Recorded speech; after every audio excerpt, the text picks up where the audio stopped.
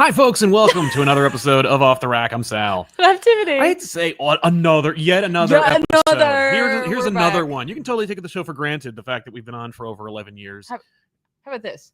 The only comic book review show that's live right now with some sort of movie or television show filming right in the area. Right around us. That's right. Yes, they are filming a thing. I don't even want to say what the thing is because they could easily trace where the studio is.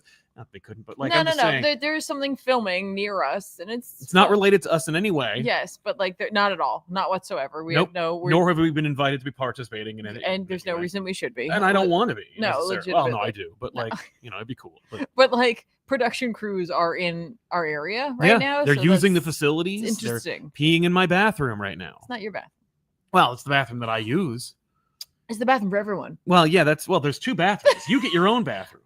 Well, only because when we're here, there's just one of me and there's three of you. That's fair. Yes, so that's true. That becomes my bathroom. Then it becomes all of our bathrooms because it's closer to our. But to be fair, today I'm the only one who ran into someone in the bathroom. You are. I was the only person who didn't run into anyone. They weren't famous. It was just another human being, which I was shocked at. I was like, "Oh, hi!" Still surprising. Hello. Yes, exactly. But I'm gonna go in this space now. Yeah, I'm gonna go in there. Don't talk to me anymore, and I won't talk to you. You'd be surprised what a little bit of Hollywood kickbacks will do for your local facilities. Like, for example, there's been a windowsill in my bathroom that's been coated with bugs for about 11 years. At any point in time, you could have taken care of those yourself. It's not my job. I assume the production company did it. I don't think this place had anything to do with it. I think they did. No, I don't think so. I think you're wrong. You think some poor schmo was sent here to take care of everything first. Someone's job was that this morning. That's probably true. No, it's been like that for a few days. Oh, okay. Then it was a few days ago. It was when they set it up. There's also like a pyramid of toilet paper in the bathroom. Oh, just there's so much toilet paper. Well, otherwise, how else will it move? There's so much toilet paper.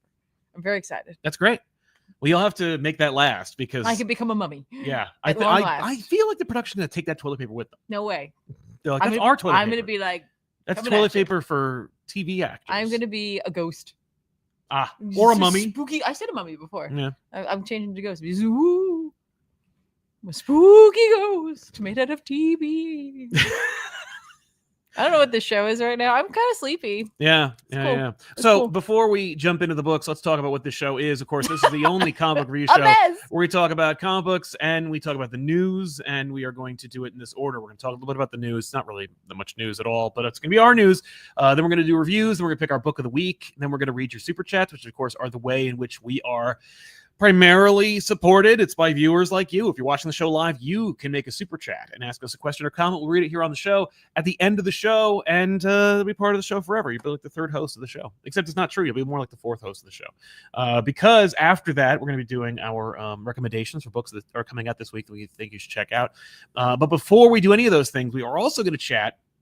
I'm going to chat with Murewa Ayodele, author of Storm, which is awesome. We've actually had this in the works for a while. It was amazing because I was like, I had it on my calendar. I'm like, Murewa's coming. And then, it'd been a few weeks and I saw, on the calendar, and then what a professional. They email me, say, hey, see you tomorrow. Yeah. I was like, thank you. Yes.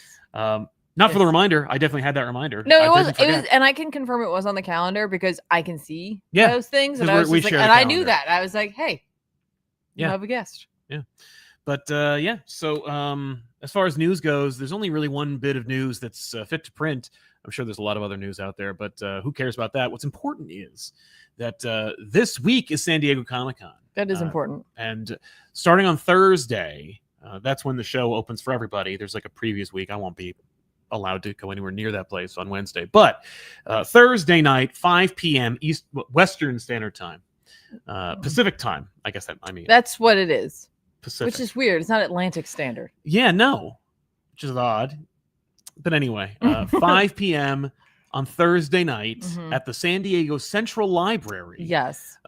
Joshua Williamson and I will be hosting our first ever live in-person panel of All Stars. It's our podcast that actually the most recent episode dropped just yesterday. If you're interested in getting excited about that show, you can go back and check out that episode of the show and fill yourselves in on what's happening with DC KO, the big event from DC Comics that's coming sooner than you think. But yes, if you go to the San Diego Central Library at the Neil Morgan Auditorium, Josh and I will be there on hand doing a live show, taking Q's and A's. Well, we'll be given the Q's. You'll be given the Q's. We'll be given the A's. But yeah, I'm very excited for it. It's our first ever San Diego Comic-Con panel. I hope it's not the last. Fingers crossed. I would love to have one at New York as well, but San Diego's awesome and was one of my favorite shows of all time. And it is a great place to have a show. You might be saying to yourselves, whoa, San Diego Central Library, where the hell is that? Well, I can tell you this. There's a great comic book store called Now or Never Comics. It's further away than where you need to be for our panel, and you'll still travel to it because it's an awesome show. That said, the comic book store. But San Diego Central Library is only an 8 to 10 minute walk from the, I don't know, far, the one side of the convention. Yeah, you're gonna go up past like Petco Park. Yes. So essentially find Petco Park, walk up past it, and you'll hit the library. There's also like several coffee shops in that area. Oh, well, that'll be fantastic. You can grab yourself a brew. Several. Maybe a few. And then caffeinate yourselves and then show up to the show. This is great also because it's going to be 5 o'clock. So it'll be after a lot of the stuff that you're used to at the con. So you're going to go to the con, have a great time. And then you're going to set your watch to 4:45 or 4:30. Go, oh my God, I got to get to that San Diego Central Library. Do it. And then show up. And then go have dinner after. And then have dinner afterwards with your pals or make some friends at the show. Have you confirmed that you do or not need a? I'm guessing you don't. I have not confirmed that you don't need a pass, but I can't imagine. It's the library. It's the library. All I can say is show up, and we'll see what happens. Be there. But yeah, if you need more deets, or if you're not sure, you can't check this episode when you're in the thick of it on Thursday, go to Instagram.com/ComicPopOfficial. There is going to be a pinned post that has our panel description, which also includes the location and the time. So Thursday at 5 p.m., San Diego Central Library at the Neil there's a library Morgan gift shop. Auditorium. Wow, you can get a gift shop. You can get some swag from the library. The library. Unfortunately, we won't be able to provide you any swag, but we can provide you with some context for DCKO, which is having its own panel at 11:30 a.m. before that show. So yeah. So you get further context. You'll get more personal context. That's right. Yeah. A personal touch. That's what we promise you. Thank you. See, like this show, it does. Anyway, so come to the show, make me look like a big shot in front of my big shot friends. and please don't let it be 2 people. That would be devastating. So yeah, let's jump into our chat. So you can get out of here if you want. I mean, you could just watch, but I know you won't. You'll play Vampire Survivors instead. You don't know what I'm gonna do. Man, I know what you're gonna do. I think we all know what you're gonna do. Is it play Vampire Survivors? No, I don't think so. Anyway, folks, give a warm ComicPop Returns off the rack welcome to Murewa Ayodele. Welcome to the show. Am I saying hi, Sal. I hope so. How are you? Yes, you are. Yes, you are perfectly well. Oh, thank you so much. So great to have you on the show here. Been singing your praises. Love your series, Storm. One of the best X books out there right now, and headed into a massive event, or rather, story arc. It's a story arc because there's no tie-ins. It's just what's happening in Storm. Yeah, it's a story arc, but I like to call it an event, just not a crossover event. Oh, I see. That's fair. That's a good distinction. Yeah, it is. It does feel like an event, but yeah, Thunder War. It starts off in Storm 10, but it's been leading up to it the entire series. I mean, it really will feel like a story that's been happening organically within the pages of Storm since issue 1. Yes, it is one of my favorite writers, comic book writers of all time is Jonathan Hickman. And I loved how his Avengers kind of built up to, Infinity, to Secret Wars, that there's always been that underlying threat. So, from issue 1, she's been called a god, we see the relationship with Eternity. And then we have like the whole Oblivion thing. Like, oh, it's a twist. It wasn't really Oblivion that was the big bad. It's a bigger bad that's coming, So just trying to have fun with it and trying to build up to it. And then this is our own kind of version of spectacle, also having war in the title, just like Hickman had, Secret Wars. Like that is a brilliant stroke of marketing, my friend. It definitely will work. Children love wars, and Marvel fans are used to them. So, and yes, it's these are the wars you can get behind. Comic book fictitious wars. That's my favorite kind. Yeah. But yeah, man. What brought you originally to the Storm title, and did you know you were going to be building towards this Thunder War from the get-go? Tom Brewer reached out to me to write the Storm series, and I wanted to say no because I was super scared of X fans, and I'm like, oh my god, I'm just going to keep getting a lot of like feedback that I'm going to hate and detest, because I was coming from like the Avengers office of Iron Man, and Iron Man fans are cool. They're cool. They don't like, they don't like a book, they just stop buying it, So it's like, oh man, I'm going to like, so I was really, really scared, but I'm like, okay, I'm going to do it, and what's going to be my take on Storm. And one thing I kept seeing when I was doing my research from her first appearance is, this dance with her identity as a god. From her first appearance, she calls herself a goddess. They're like, no, you're a mutant, and this thing keeps coming up over and over again, even in the issue of her wedding with T'Challa. It comes up again with Bast, that she's a goddess. I'm like, okay, instead of dancing around this thing, what if we go like full into it? Let's exploit her as a goddess, and let's see the challenges she will face as a goddess. And that has always been this fun thing. And I love stories about gods. Some of my favorite gods are like Thor, Shango, Susano, all this. And I'm like, okay, what if I throw them all in and have this drag out fight between all of them and see how fun it's going to be? So, and that's kind of where the story came from, and I'm having fun with it. Yeah, I definitely could tell that there is a joy and a fun that's going on, in addition to there being this big, massive, concept with huge stakes as well. And that, I think, comes from your fusion of this big epic story that's happening on one end, but also you never forget to return to Earth. You never forget to tether this to what's been happening. We still check in, with those government officials. We still check in with the Preserve, and of course that's also helped by the supporting cast. I have to assume that you grew up as a fan of 90s X-Men, and you were like, I gotta use it up. I gotta get Maggot in here. Where did Maggot come from? It's the odd thing is I didn't grow up with the X-Men. It was later, I think in college, I was introduced to X-Men the animated series. Then I was like, oh, this sounds really cool. And then I started trying to read the comics and everything.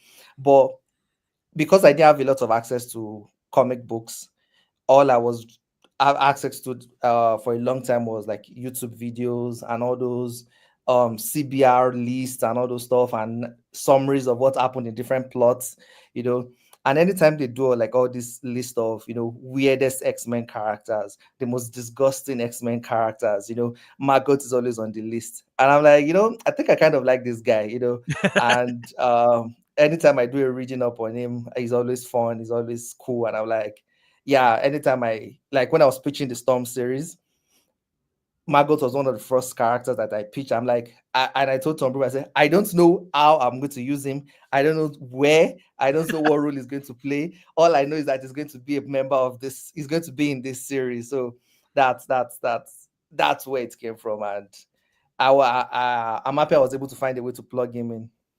Yeah, you absolutely did, because while I don't think it's out yet, I can tease that Maggot plays a massive role in this story. Definitely plays a clutch role, and leads into the fact that I didn't know this beforehand, that he's an Omega level mutant as well.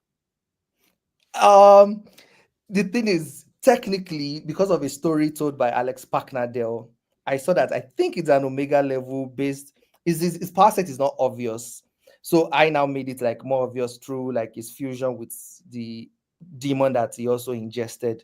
But in the story with Alex Packnadell, one of his maggots went all crazy and was eating a lot of things and became like this huge size and released all the energies into him, and he became like this titan size. And I'm like, oh, that means there's no upper limit to how much energy he can released into his body. And that's the definition of omega level. It's just, is there upper limit to what you can do? So it's like, it's just that it might just be slower with it. It can consume as much as it can. This is Galactus in a disgusting package. Yeah.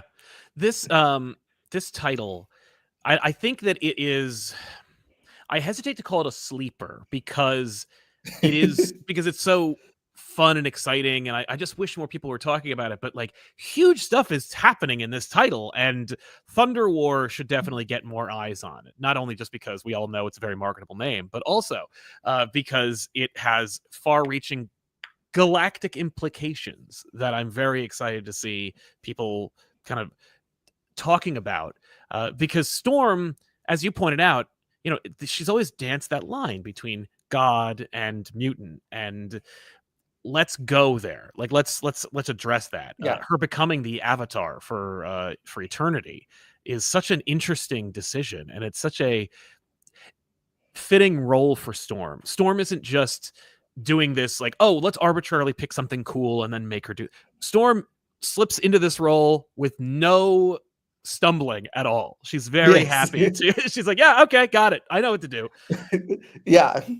And I think it helps that she has a character like Jean Grey, that they are pretty close, and so she's seen how Jean Grey handled the old Dark Phoenix thing. She's seen the mistakes she's made. So she knows how to keep her cool. Like, okay, when an entity takes control, even if you don't know what's up, keep your cool. Let's see how we're going to handle this. And I think Marvel has been very graceful to me. They're allowing me to like play with a lot of all the toys.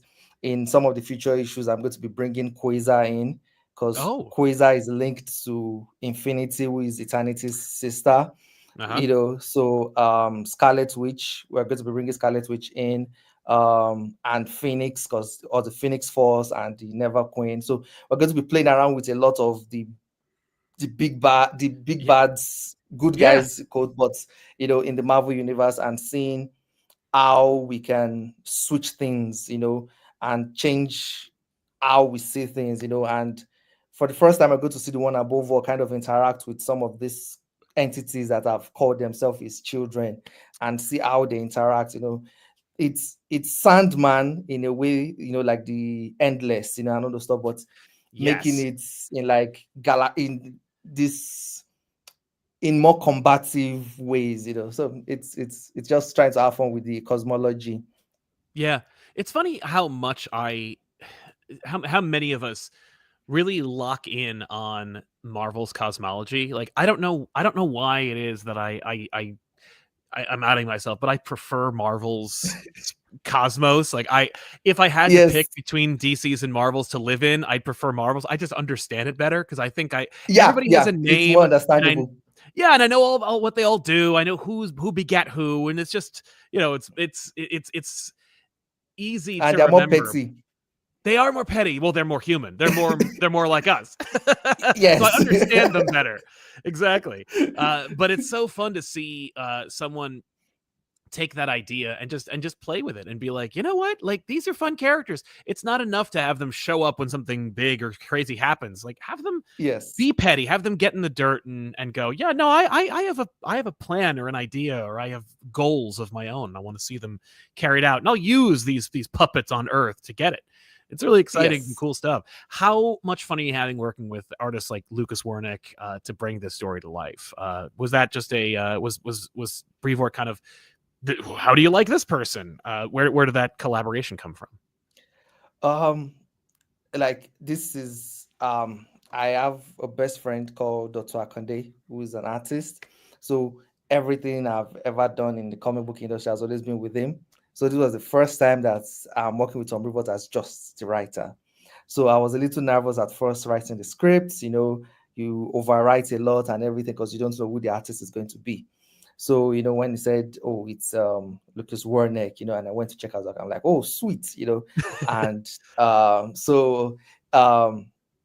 and when we start communicating, I see how he starts almost adjusting his style to merge with my style, you know, because, you know, before you see him going with some more diagonal panel layout sometimes and everything. And then it goes stable, try to become more cinematic, goes cinematic, it pulls the camera back, and we have this dance and work more with design. It's been really, really fun getting to really represent in this visual regal way, and another thing is Storm fans can also be a little shallow.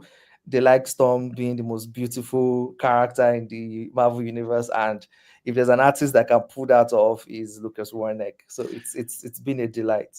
That's true. She gets a lot of great costume upgrades in this series, which is also really fun to see. Whether it's her ceremonial garb when she goes to meet with Doctor Doom during the One World Under Doom tie-in, or when she is the Avatar of Eternity, or whether she's just being Storm and even Space Storm is great to and look even at. the armor. Yeah, exactly. Is there a part of you that hopes that some of these costumes end up maybe finding their way to the Marvel Rivals bullpen? Maybe we'll see a three-dimensional version of that. I hope the armor and Eternal Storm costume both make it into the Marvel Rivals. They look really, really nice. Cool. I like them so much. So besides Storm, what are some of the other projects you have on the docket that you are excited to talk about, or that you legally can talk about? Right now, as we're moving into the Age of Revelation, Storm is changing into becoming Rogue Storm, which now is going to feature like two characters, Rogue and Storm, and so that's been fun to work on. It's going to be illustrated by Roland Bosky. He is an often collaborator with Rick Remender. So this is going to be a Storm that's turned evil, and Rogue has to be the one to hunt her down. So it's very fun. It's very exciting.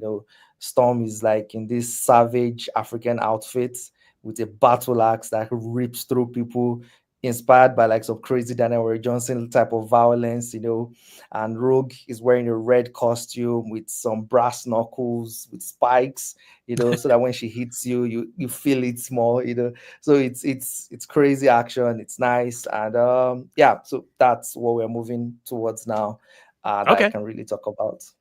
Okay, that's fair. I guess I just want to say, like, Storm number 10 is the next issue. I'm sorry. Storm number 10 came out June 20th, right? No, it's coming out this Wednesday. Oh, this Wednesday. I'm sorry. Okay. So we're past the pre-order date, but folks, check out Storm number 10 if you haven't already, because it's really, really exciting, and the implications are deeper and bigger than you might think. And I'm really glad we got a chance to talk about this, because I want to say for 10 issues I've been saying, yo, people, check out Storm. You got to read this book. You're missing out. So I'm glad we get a chance to bring the author himself over here to say, like, hey, he's right. It's good. Check it out. It drops this Wednesday. Check out Storm 10. How many issues is Thunder War? Can you, or do you know, or can we say just check out Thunder War and stick to it? Thunder War is 3 issues. So you've read the first one, so there's 2 more. So it's really, really big, epic stuff, and we're going to have Beta Ray Bill, we're going to have Zeus show up, we're going to have some of like crazy thunder gods from different pantheons, the one above all, everyone is going to show up. Death is going to show up, maybe Thanos will start thirsting for her now, so that'd be cool. So it's crazy fun stuff. And so after those 3 issues, they will now move into Rogue Storm, which is its own thing, and we'll talk about that maybe down the line. Where can people find what you're working on, or at the very least, do you have like a Substack or anything people can go to, or should we just say pick up Storm and pre-order that series if you haven't already? Pick up Storm, that's the most important thing. But I'm also on Blue Sky, available for questions and interactions, and folks, living proof. He'll answer your questions. Like, he's available. Murewa, it was such a pleasure to have you. Thank you so much for coming on the show. And of course, thank you for giving us this really exciting, fresh new take on this character. I would not hype up this book enough if I didn't enjoy it genuinely. And your love for the character, your passion for this universe, it's all right there on the page, folks. If you haven't already, check out Storm. It's on its 10th issue. I'm happy to see that it's progressing forward. 3 issues of Thunder War. How many other big, massive, epic, cosmic Marvel events can you make? Can you say make that promise? Only 3 issues? It's not bad. Yeah, it's nice not and bad. trim. Yeah, thank you so for much having coming. me. Yeah, I'm a big fan of the show, of course, you know that. So always happy to be also behind the camera here. Yeah, it's such a pleasure to have you. And it melts my heart to know that you enjoy what we do here. Thank you so much for coming, and thank you for Storm and for more. I can't wait for Rogue Storm and what's next. Next project you got, let me know. We'll talk about it. Yeah. Thank you. Thank you. Take care. Bye. See you later. Bye. Ladies and gentlemen, Murewa Ayodele, lovely man. Really appreciate him dropping by. Let me make sure that Tiffany's microphone is on so that I don't screw that up. I always do. And it's on. Hey, we did it. I'm back. Oh, man. What a really terrific... We had a really nice conversation. We did. He was awesome. Love that. I really appreciate him coming by. That was really awesome. fun. And but folks, I mean it. Like, check out Storm. It's a good series. That's so great. I also want to say a quick thank you to Gavin Guidry, noted comic book artist who's in the chat and just being here working on double deadlines. Wow. So we appreciate you swinging by, man. So yeah, let's talk about some comic books. I'll have you know. Yes. I didn't play Vampire Survivors. No. Did you play Animal Crossing? No, my Switch was dead. Oh no. You're like, so I was in that show. I just ran down there, shot a quick. I was like, what's up? Well, you got any pickups? Yeah, they were like, not with that Detective Comics hat you got on. Then I don't need you. And they're like, all right, you can take the hat off though. Even in my own fantasy, like my head fantasy, I'm like, no. Yeah. No, never mind, not me. Yo. And there she goes. Don't do it. We have too many wires down I know, there. I'm not going to do it. So I am sad to say that Zatanna ended. It did. Are you sad? Yeah. Is it that bittersweet sadness? Yes. Where it was great? It was great. Jamal Campbell, I believe. Jamal Campbell doing the whole thing. shebang. All of it. All of it. This is the... I don't know what's wrong with me. Just tell us what's This is the final issue, and it was a stunning one at that. Campbell does a really great job of wrapping up everything, and even includes one final twist. Oh, so I'm not gonna. You got to get that sequel bait in there, otherwise you don't. No, it's just like here and this was happening the whole time, Mm-hmm. and I'm like, oh.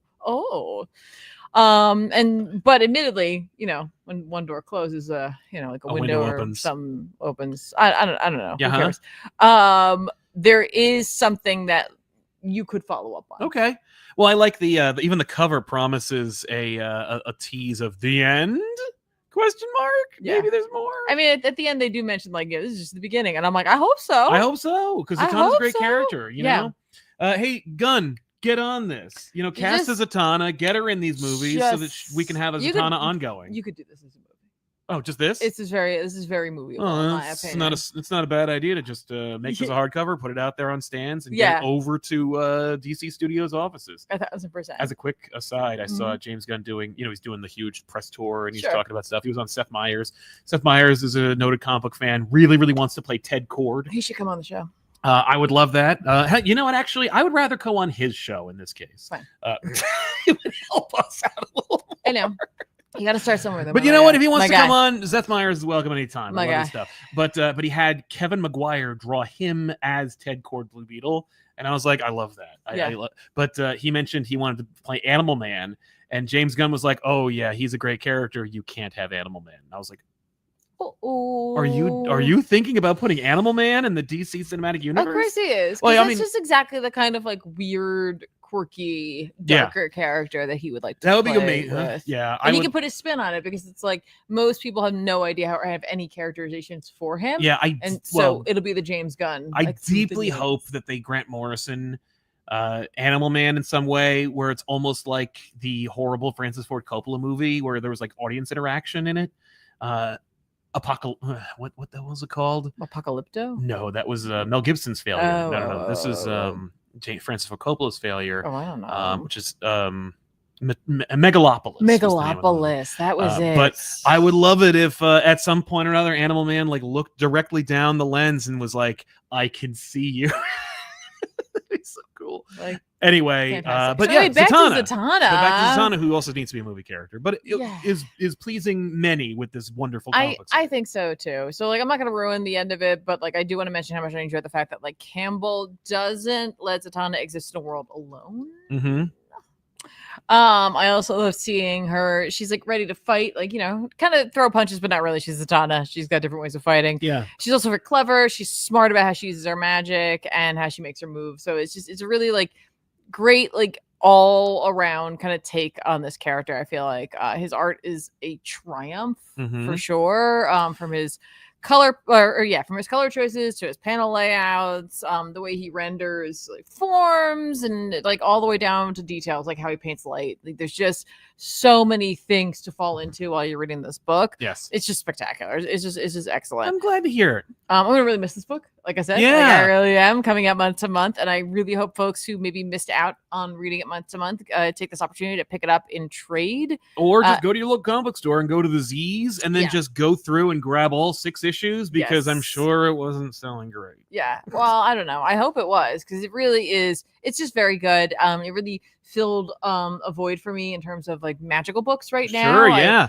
This was there's a dearth of magical books right now. Well, I mean, no, they're out there. It's just none of them were really feeling like what I wanted from them. And so like this one for me was definitely great. Well, I can tell you this: there's going to be. It is 6 issues, so it's just the 6. But it's a very, and you don't really need to read anything to get acquainted with this, right? No. I really feel like you could just jump into this. I think Campbell does a really nice job of expecting maybe you're just picking this up, maybe don't know too much about her without doing exactly like, you know, like I have to do a like, you know, introduction for her, or I have to do like an origin story for her. Like you get the idea and the vibe of who she is without needing to beat you over the head with it. Sure. I think he just handled the character very, very well. And again, the art is just so spectacular. I really hope this becomes a book that people cite when they're like, how do I get into Zatanna, or like, how do I mean, DC would love for that to be the case.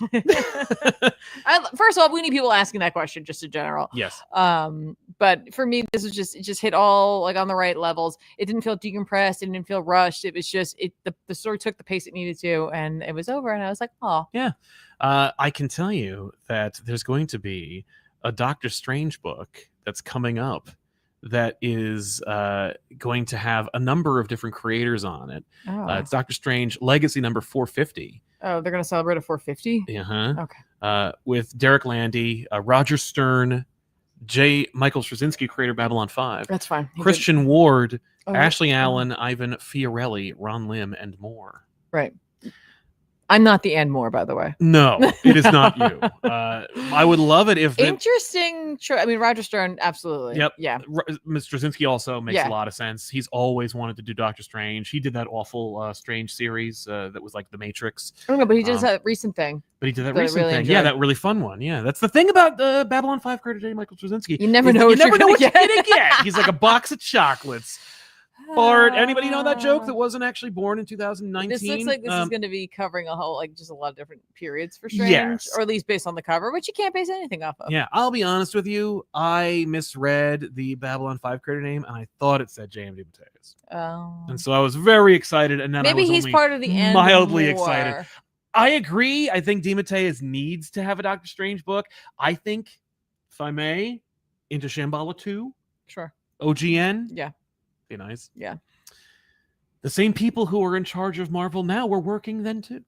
So anyway, I should also I want to take this moment just to say that TMNT Shredder is coming, and I'm very excited about it. I can say without spoilers that it is dope.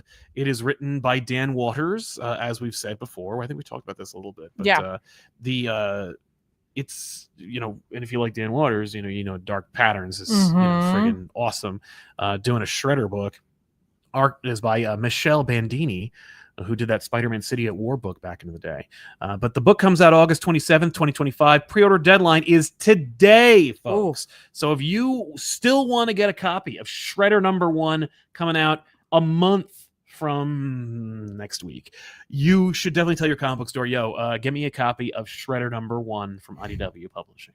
Do it. Just do it, okay? Do it. That's my Palpatine. I know what it was. Yeah, you know who it is. Anyway, so I'm glad that Zatanna worked out. It was very good. Tell us about this. What's this story? Okay, that's a credits page that you're putting up there. Why is it there? Well, why don't you put up the cover is it first? This? Nope. Is it this? Nope. Is it this? Yes. Oh, okay. Did you read this? No, I didn't need a chance. Wow. So here's my thing. I really, let me just take control of this. I really dropped the ball this week. This week on a number of books. Is it just gonna be all me? It's gonna be a lot of Tiffany. It's all me. Sorry, guys. I said a lot of Tiffany. I didn't say all you, but I will say I read 10 books this hey, week, you know what? and you're gonna hear about everything. Should I talk about the IDW book first before I do that? Because I mentioned Shredder, but I was gonna talk about Turtles. But no way. I screwed up. If you didn't read a bunch, get out. Here's the why. way. Let me explain at least a little bit about why I was so behind. I had a 3-hour episode to edit that stars you. And it took me 2 weeks to cut. This is lies. It's not 3 hours. It's 2 hours and 47 minutes. I believe it's less than that. It's not. Well, it's not my fault. That's literally not my fault. It's not actually. I cut out the part where I talked to the guys about it on the show we shot that I edited, which is why I'm late, why I'm behind on reading a bunch of books. Yeah. Look, I did read Storm #10, which does come out this Wednesday, and I can tell you it's awesome. Check it out. But that's one of the books that I got under the radar, and it was mostly because Murewa was coming by. But the guys were on, and they were doing some quips, and I was like, you boys and your quips, and your 2-hour and 47-minute episodes, and they were like, they like knew, they're like, and I'm like, yeah, sure. Sal goes away, Dad leaves, and suddenly Mom just lets you go for it. I did, and you guys, and they do. Like, let me tell you, when you guys see that episode, which will be coming out in 2 weeks, and will be available on Patreon.com/ComicPop on Wednesday night. So check that out if you haven't already. Join us on Patreon.com/ComicPop. Those guys never shut up. If the people who hate who hate back issues, who come on and go like, I wish that the people next to the person in the middle would just shut up, they're gonna really not like this episode. Kelly Thompson in all of her ghost accounts can be like, boo! Just show more Hayden Sherman art. But no, it's a great episode. Everyone is hilarious. Let me tell you, you know what's great about it is Tiffany was on fire in that episode. I did not feel like I was on fire you were on fire. all. But Ben and Ethan also were just there was something in the water. I don't know what the hell happened to all three of you, but it was like 3 little demons just like took over my show. And yeah, so there was definitely so it took me 2 weeks after that friggin' episode. There was definitely a moment where I was just like, I was like, you know what? I want to be a little more loose. I want to I really want to open it up, and I want to let it flow. And there was a point where I was just like, maybe I opened it a little too wide. I knew how many issues we were through, and I was like, perfect, no problem. We're gonna wrap this up. You got the first 6 in like an hour and a half. I know, and then another hour of 2 books and just nonstop. I was so Tigers proud galore. of myself. I was so excited, and then we hit that, and I was like, oh no. Yeah. Just get ready for the Tigers. Yeah. You can't prepare. We will never be prepared for the Tigers. I cut out so much, and there's so you'll be like, they really talk about Tigers in this episode. You have no idea. In the last hour, it just could not. You could not. Episode's only an hour and like 47 minutes. Like it's yes. I cut an hour. Yes, I was like, I knew there was an hour to be cut. Yeah, there was. There might have been more than an hour to be cut, but it was still a really good episode, and I think you're really going to like it. But the reason why I'm late is because Fantastic Four First Steps comes out while I'm at Comic-Con.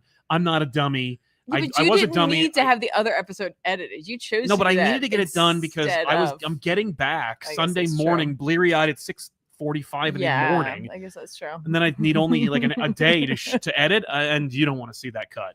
The cut of like a sleep deprived. You did, admittedly. Hey, to be also fair, you've had this for a while. Yeah. Yeah. That's why it took forever to cut it. I'm just saying, I think my episode got pushed and pushed and pushed until you're up against the wall. So like, yes, I will admit it was long, but you could have been pecking away at it over time here and there. I was pecking away at it, but I needed to blitz the Fantastic Four episode that's dropping. It's also, by the way, if you are like, oh man, you mentioned Patreon. Yeah, patreon.com/ComicPop. That Fantastic Four episode is dropping on Wednesday. It's already there, so you can watch it ahead of time if you want to. Anyway. Oh my gosh. Okay. New Gods. I'm sorry, mea culpa. I love this book. I legit can't believe you did not read. Is it great? It's fun. Yeah. I was cursed. That's how good it was. Well, you can, as long as it's not the first 45 seconds in the episode. It is freaking amazing. This is New Gods number 8, written by Ram V, or they're by Evan Cagle and Stipen Morian. Mm-hmm. Okay, so let's just chat a little bit what happens in this book, because sometimes I do this as like a let's check in and make sure that we all know what's happening in this book. So we get to see the aftermath of John's actions, like Jon Stewart's actions, right? So it's like they're good, they're safe, they're gonna stay. Awesome, yeah, great. Highfather. So says me. And no other. No, everyone else was like. Okay. I guess we'll just follow. I guess the man with the big scary powers. Lest you have giant middle fingers blast out of the ground and kick. That's not ass. his role. No, it's not. Also, Superman seems to agree with him. So yeah, okay. So I guess Okay, fine. Sure, make us look like we're jerks. Yeah, well, you kind of did that yourselves. Yeah. Highfather is in a deep depression, with the loss of so many, but in particular with the loss of Light Ray, of course, or Solus. Yeah. Mr. Miracle offers that they should totally take root on Earth, and it basically suggests that they give the place a name. So they call it New Light. Oh, okay. After Light Ray. That's kind of cute. Just New Light. I was worried they were going to call it New Genesis. New cannons on it. Genesis. Charge people money to use their port facilities. New Neon Genesis Evangelion. It's like, what? Yeah. Where are you going with this? I'm going. Good heavens. No, we don't know. We don't know that. Okay. In doing so, in naming it, though, they must now host the Win Hayeth. Yeah, because once you name something, you give it power. So sure. Which is a feast of the gods. It's just a way for him to like force everybody to kind of come together and just kind of do a family check-in. So it's kind of cool because you get an opportunity to see the heroes of Earth and the New Gods, because like all the heroes are invited too. Oh, great! And like some government officials come with like some blankets for them. No, there are thankfully. smallpox infested. No, thankfully. And everybody has like like fun outfits. Oh, they have like a Hellfire Gala kind of thing. No, it's just they get like dressed up. But all the clothes are like not real. They're created by like the mother box, I think. Oh, cool. Okay. So like at one point, Ollie's like, "Wait, I'm sorry. So we're like all naked?" I mean, like everyone is underneath clothes. So yes, man. Now I want to see that. Now I want like New Genesis, like Hellfire Galas every year. Yeah, you can see the DC heroes in their outfits. Wouldn't that be? I mean, I just want to see the DC heroes in their outfits. Why not? Just get on that, somebody. Right, please. Now, how about everybody punch each other in the face? Why not? That's also a good option. So it's a really like sweet opportunity for everyone to just honor those who have fallen and to make new friends and just kind of break bread in their new location and also honor. Yeah, they survived, so let's do this. Highfather takes this opportunity to announce that I'm not going to be Highfather anymore. Yeah, huh? Let's make it this about me. And then he puts on a magic ring and he disappears. He's very sad. Yeah, I'll bet. He's just like, "Hey, thanks everybody. This was a really great idea. I can't be Highfather anymore. This is who I am, and I shall now be Isaiah. Okay, just call me that again. So long. I'm going back to that. And we'll make it John Kent. He's like, oh, and by the way, you pick. Right, you guys pick. You pick. It's not. I'm not doing it. You get to decide. Is it going to be Avatar? Well, or Aang, I guess. No, he's just like, this is all on you. You figure it out. Yeah. Is he just going to go off into the West? Is that what? Did he just kind take a walking stick and leave? No, he left the stick because he's like, you can choose who's going to hold the hecka. Oh, not me. Everyone just looks at Orion like, what do we do? And he's like, I think we should kill someone. No, Orion's like, not like he doesn't like go for it immediately. He's just kind of like, what? No, you don't want me to be in charge. No, I know I like I talk a big game, but probably not me. Yeah, no, I'll be like general something. Like, but he very much has like a like. You don't want. No one should have looked at me. You guys should all go in jail. Isaiah wanders off to kind of ponder what to do next, because we get to see at the start the death of his first wife. And that kind of triggered him to war and to becoming Highfather. Gotcha. And he's like, I've lost everything before, I've lost it again. Now what I become? Right. And he's kind of sad. And that's like when Q, Scott, and Barda. Yeah. And they're like, hey, we thought we just might like take this opportunity to let you meet our daughter, Olivia. And it like immediately gives him like what he's like, my next role will be Grandpa Pop, obviously. Like, maybe I'll shave my beard, get a 1-bedroom apartment, and become a comic book artist. And I'll change my name to Jack. So it's sweet though, because he's just like, he immediately finds like meaning. Yeah, I love that. Like, oh, cool. Also, Mr. Terrific and Ms. Martian are hot on the trail of Max Lord. Max Lord is obviously in works with Desaad. Oh, okay. And they're talking a lot about this black hole that was formed after the death of, or from the death of Darkseid. Yes. And the fact that Omega energy. Well, it's funny because it's like a black hole doesn't give off anything, but this black hole is.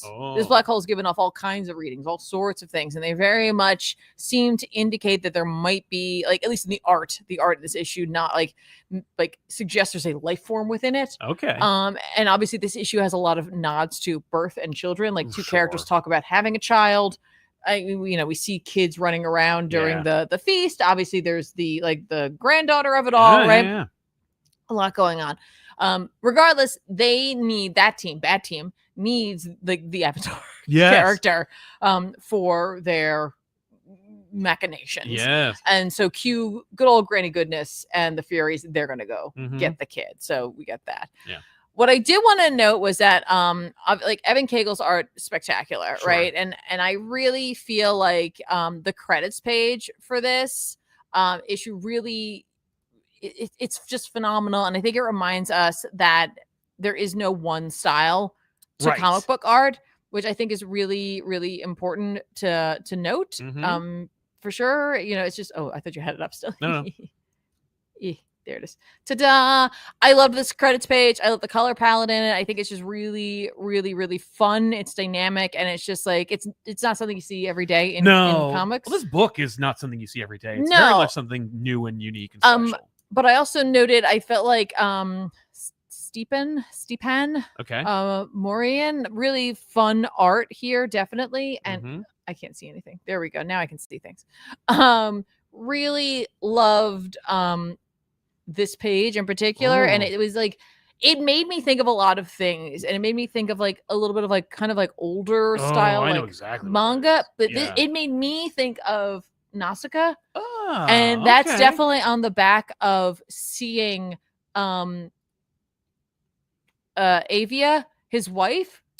Okay. Her outfit straight up looks like Nausicaa. Yes, it is. Oh my god. Right. And I looked it up and I was like, is that what she typically looked like? She was like in the one issue ever, and that's what her outfit was. Okay. So I'm kind of like, we're gonna take some liberties on this one. Right. But like I kind of love this sort of like epic feel, even with just like the pile of bodies kind of rolling into like the speech bubbles there. It like just gave these like hints of like that world, and I don't know why that fascinated me, because I don't really think there's many like connecting threads between those two stories and those two worlds. But there's also something like older and revered about Nausicaa, and that's I think how people should be thinking about the New God. So maybe there is a connecting thread there. I don't know. It just brought me into it, and I was like taken by that concept, and I had to look up more about it. But yeah, that really got me. But again, like I think this art and this book challenges us, as often books do that we come across, to think about what it is that makes it a comic book. Yes. And it's like it's just the marrying of words and images at the end of the day. And so like that, like, yes, there is what people think of like as like standard comic book art, but like there really isn't at the end of the day. Right.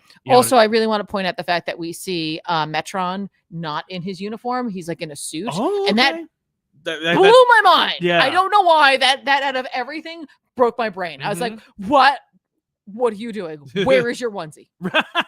Yeah, it's true. I don't like the idea that Metron can take it off, but he can. Yeah, and he did. You know what that reminds me of? What? The Simonson page. Oh yeah, okay. Like I could see it. The image of Scourge. Yeah. With the AK-47. I could see it. Or the gun. It's one of my favorite images. When they said that Scourge was going to be in Thor, I was like, oh man, this is going to be great. And then they didn't do it, and I'm like, oh okay, fine. Yeah. But yeah.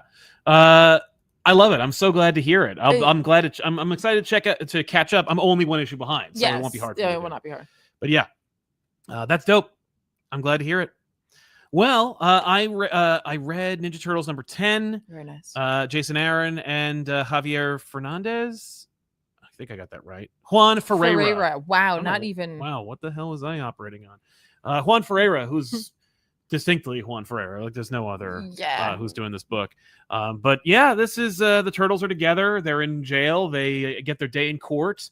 Casey Jones awakens, and perhaps we see another Casey Jones take up the mantle. It's very telegraphed. It was in the book. You know who it is when you pick it up, but Ferreira crushes it. That last page reveal, gorgeous. Seeing the Turtles like come together. Aaron kind of playing with the idea like these people are brought together by their love of their father, but also they will butt heads. This is not going to be fixed with a magical camping trip with Force Ghosts rats. Like it's going to be work. And have you tried though? Well, they try it, but they only have like a dead rat carcass. It's very interesting. I love the series. I think it's great. I think the art's fantastic. Ferreira is crushing it. And you know, there's this weird there's something missing, and it's deliberate, and it's the engineering of Aaron, you know, where it's like Donnie has this odd connection to Splinter. We don't know why. I don't know to what end. Splinter is Donnie's even carrying over with it in the courtroom sequence where it's like he's got this covered and then he completely screws it up, but in a way where he's like, I'm playing 4D chess, and I'm like, are you though, or are you like, is everyone here stupid? I don't know. But gorgeous book, great fun. I don't know how long this series will last, much less with Aaron on it, but I'm excited to see where it goes, and I want to see more, and I think it's a fantastic book. I think it's worth checking out. If you guys love Ninja Turtles, if you especially love comic book Ninja Turtles, you're going to love the series. But check that out. And, hey, check out Shredder. Last day of pre-ordering is today. Your comic book store is closing soon, if not already, so call them up. Just take a break from this. Just put us on mute first. Just put us on mute. Don't do that, because they'll be like, whoa, were you guys watching Off the Rack? So am I. So don't worry, I added Shredder to all your pull lists. But and Storm for that matter. Sure. But yeah, perfect. I like Turtles. I think it's a great book. That's just a general statement for you anyway. I like Turtles. You do like Turtles. But I don't have like a weird zombie face paint on me anyway. That's true. Let's go to the Ultimate Universe, shall we? Sure, why not? Which one do you want to go to first? Let's go Black Panther, because nobody ever talks about Ultimate Black Panther. Let's do it. Ultimate Black Panther, number 18, written by Brian Hill with art by Stefano Caselli. Let me just get Brian Hill here. Brian, welcome to the show. No. I thought about doing that, but I was like, no, I'll just... No. No. I feel like now it's time for me to play Vampire Survivors. Oh wait, it's dead. I was like, I have to leave. Well, the other vampires. I mean your Switch. Hey, speaking of vampires, you made a hilarious joke at Ethan's expense on our sister channel, youtube.com/ComicPop. If you don't check out the shorts, look, I get it. I hate shorts too, but we're doing the best we can. Every deleted scene is a short. There's a deleted sequence from that episode, I want to say. The episode of where it's already off the rails before it gets started. And Tiffany just messing with Ethan. I like hit him with a train basically with that one. Confused I don't know why my brain was like, do it. Yeah. Just confuse Ethan. It's fun to go watch. Go for it. But check that out. Yeah. Anyway. Like it was worth it. Like to see that face. Oh. Ultimate Black Panther. Ultimate Black Panther, number 18, written by Brian Hill with art by Stefano Caselli. And it's another stellar issue. Mm-hmm. I know I tell you. I'm sorry. It's just, I like this book a lot. He'll just proven. Apologize for nothing. I apologize for nothing indeed. He'll just proving that he had a plan from page 1 of this series. Mm-hmm. Oh, great. Like, that's good. Yeah, but I'm just saying, like, moments that we kind of like, there are things from the start of this series that have been leading to key moments in this issue. Great. And it's just kind of spectacular. Like something that has been questioned. I'm trying so hard to just dance around this. Yeah, I don't want to. Yeah, you don't want to spoil it. Something that's been questioned in many readers' minds has finally been answered in a like sort of will he or won't he on Hill's part. Like, is he going to do this? Is he not going to do this? Pull the trigger on this story or this idea? Yeah, on this idea, and it's like, yep. Yeah, we are. As well as what the Voodoo Con have been working towards is fully revealed and cemented. Great. It's like, here it is. Yep. Here's what's going on with them. Awesome. I also appreciate being reminded of who Zanan and Zaakai. They're alien names. I don't know. I'm doing the best I can over here. Like who they're inhabiting. Terrans. Yeah. I know, right? Who they were inhabiting, and it helped. I was like, oh my gosh, right? Okay, the Vibranian beings. There's 2 of them. Who were they before? Right? Don't forget, they're inhabiting bodies, they're going to burn through them at some point. Sure. And so I'm starting to wonder, are we maybe hinting at maybe like Okoye and Killmonger might be in that role? I don't know. I'm just coming out. I really don't try too hard to figure this book out. I'm letting this book just occur. Like, let it just like wash over me. Well, how's it going?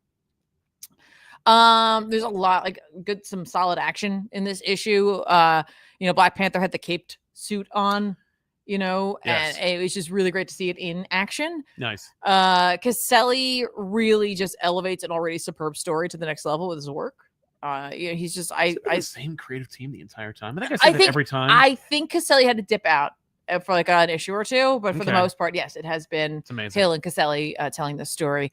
For an 18-issue book, like this book has really shown us that Hill's ability to craft a story that spans more like issues than like just a single arc. Like, he's thinking about like the long game. Yes. He hits story beats maybe a little differently because of that. And yes, he does tell them within arcs in a way. But really, his goal is to tell you a comprehensive story over the amount of issues he has to tell you. Yeah. It's not just like, here's this with maybe some threads. It's all been in service to a longer story, I think, at least. Fair. And I feel like he makes sure, and this is maybe where it throws people off because of the fact that I think he's thinking in that way, that he gives us these moments of rest, these beats, or as Ghibli or as Miyazaki would call it, this this moment, to like just stop and take it all in. Huge Ma fan. I am a huge Ma fan. So am I. I love those. But I thought you were. No, we've talked about it before. Yes. But when the action comes, it hits harder because of it. Because you're getting to sit with your characters for a little bit whilst they're struggling to figure something out, or to get the next lead, or whatever they're doing. Arguably, the best moment in No Way Home is all Ma. It's when all the Spider-Men are at the Statue of Liberty, just like cracking each other's backs and talking about venoms and stuff. Like, right. But you need that, because then what comes next is just. And your brain has a better opportunity to reset. Yeah, and to take it all in and to let it have the impact it should have on you. Yes. And so like it also struck me too that this book has just been consistent for 18 issues. Isn't that amazing? Yeah, it is. And I mean, like, it kind of feels like Jed McKay in that way. Yes. Just like when he's doing Moon Knight. When he's doing Moon Knight, it's just a really great consistency. Yeah, and Moon Knight related activities, like blood hunts. Yes, but that's something that's hard to do and easy to dismiss. Yes. So I really wanted to just call that out. I know I often say that, but like it's like that consistency is really important to me, at least as a reader. And for me, I find the most exciting isn't the action beats or the plot twists, which are exciting and they are enjoyable, and I am loving the story like entirely. Yeah. But it's more about having such a well-crafted story that's being revealed by like such an accomplished writer. Like that's what I'm loving the most, is just letting the story be like peeled back. And I'm like, oh, that's what's going on. That's what's going on. So like, this really just hits me as a reader, as like I would have never anticipated my like enjoyment of this series. But yeah, definitely check this book out. Check out the previous trades of it. And also like Marvel Rivals, put the skin back in. I would like to. Yeah, I want to get that. Yeah, she wants that Storm skin, or at least give her an opportunity to get it again. I don't even just give it to me. I'm happy to do the work. Right. Well, briefly, I think you should touch upon this series. I know how much you love this book, and how sad it must be, because there's a dog in it. Why? Krypto, Last Dog of Krypton #2 came out, written by Ryan North, with by Mike Norton. Yeah, I don't really know what I was thinking about when I started reading this book. This is gonna be sad, isn't it? Why did I think I could do this? Even after the first issue, I was like, I should probably. It's a good book. I should probably read the second issue and see what's going on. Naturally, this is a series about a dog. And naturally, because it's a story, we have to have tension in said story. So this book opens with a warning. Wow, really? They put one of those in there? They put a warning. They put a warning about how bad things will be done to a good dog. Oh, and okay. And they are. And they are.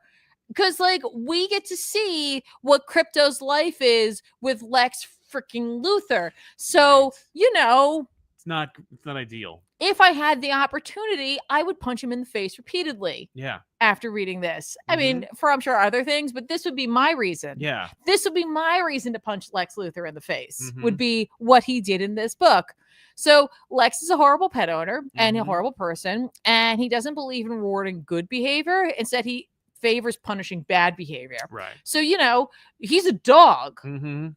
Yeah. He's a young doesn't understand dog. So yeah. He essentially is like, anytime Krypto does anything he doesn't like, Krypto gets like slapped in the face or punched or hit, and I don't care for it. And then he gets created, and he created unfairly, and he gets food held from him, like where he doesn't eat. Yeah. Okay. All right. That's where we're at. We also reveal that like Lex Luthor lives in Metropolis because he seemingly orchestrated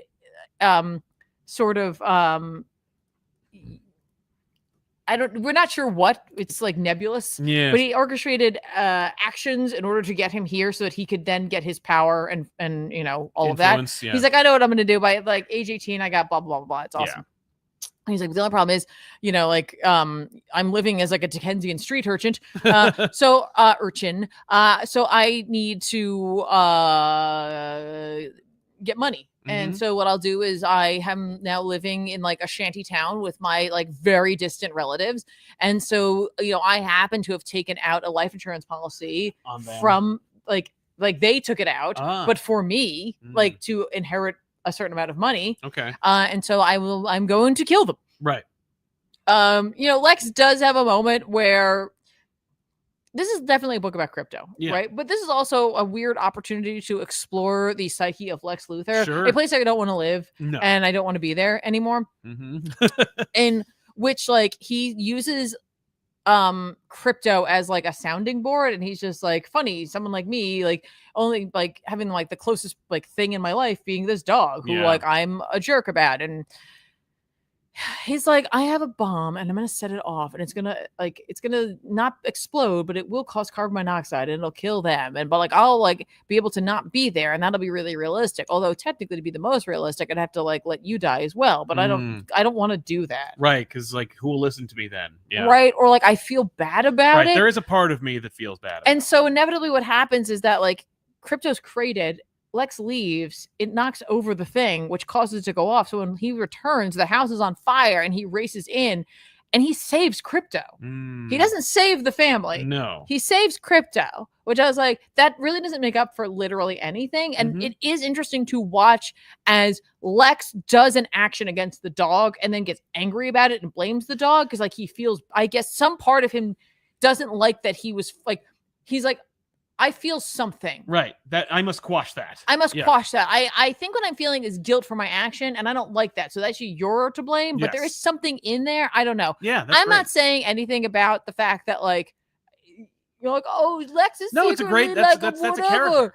No, he sucks, and I hate him, and I hate Lex, and I'm glad that Krypto has gotten away from him by the end of this issue. Oh, sure, yeah. But like, it's like, what horrible thing will happen in the next issue to Krypto the dog? Yeah. God, why? I'm sorry. Yeah, I hear you. But it's good. Like, it's unfortunately very good. It's not like I'm like, oh, they're just doing this for like, like whatever to like tie into the movie. No, it's a solid story, and it just so happens to be that like people suck, and this happens to animals, and it just reminds me of that. Yes, and I'm like, but this shouldn't happen to Krypto. He's Krypto. It shouldn't happen to any animal. Yeah. Yeah, I hear you. But like, of course, Lex is like a piece of crap. At least he's like he's not just a mustache twirling like villain, but he still sucks anyway. Yeah, that's fair. Well, hey, this weekly series, Gotham City Sirens Unfit for Orbit, came out. Yeah. What'd you think? This is a weird book that you seem to like. It's a weird book. This is Gotham City Sirens issue 3, written by I believe it's Leah Williams with art by Han Haining. This issue like kind of called to my attention the fact that it's like, here's just a book that's just happening kind of in one location. Sure, we had a couple of like changes at the very start, but it's like, here's just a thing that's happening. It's focused on just this one spot with this one big bad seemingly, and this one caper that's gone awry, right? Yeah. Cool. I will say this issue felt a little more chaotic, and yes, there is a lot of chaos happening. Sure, but in particular in this issue, more like technically chaotic. Yeah, like the book itself is a little too chaotic. Yeah, like there's a couple of moments where I was like, "Wait, what?" Mm-hmm. Yeah, like Wait, it was what? didn't translate well. Do you think that's because of the time? I'm not, or do you think it's just sure. just a failing? I really don't know. Because there is a lot of like fun in this book, and I did have quite a bit of it. But overall, I was left with a lot of like, okay, but like, why would Despero need to repower his ship to take off to take over the world? Didn't he fly here?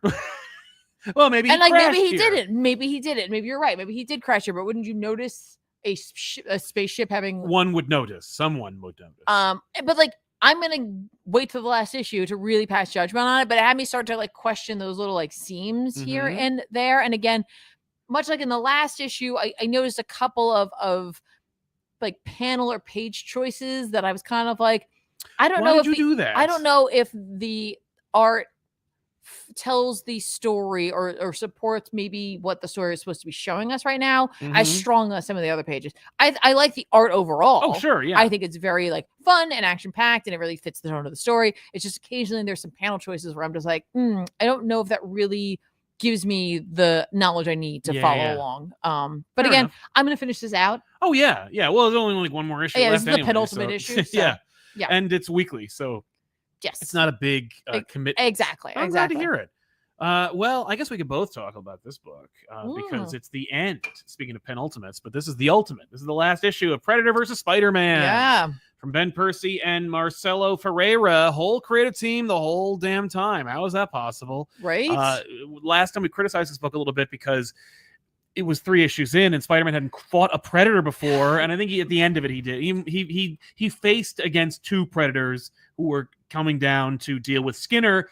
Apparently, Ben Percy's favorite freaking characters ever invented. Yeah, Skinner. I don't know. Skinner gets 3 issues of like, whoa. Even the 4th issue is like, don't forget about Skinner and how freaking cool he is. I don't know if you noticed that like Skinner was wearing rat pelts and his mask was also a rat. Yes, I did. I did notice that. I'm like, okay. Yeah, it was weird. That's a lot of rats. Not bad. No. And that's the thing about this book, and that's the biggest. That's my quote for the trade: is weird but good.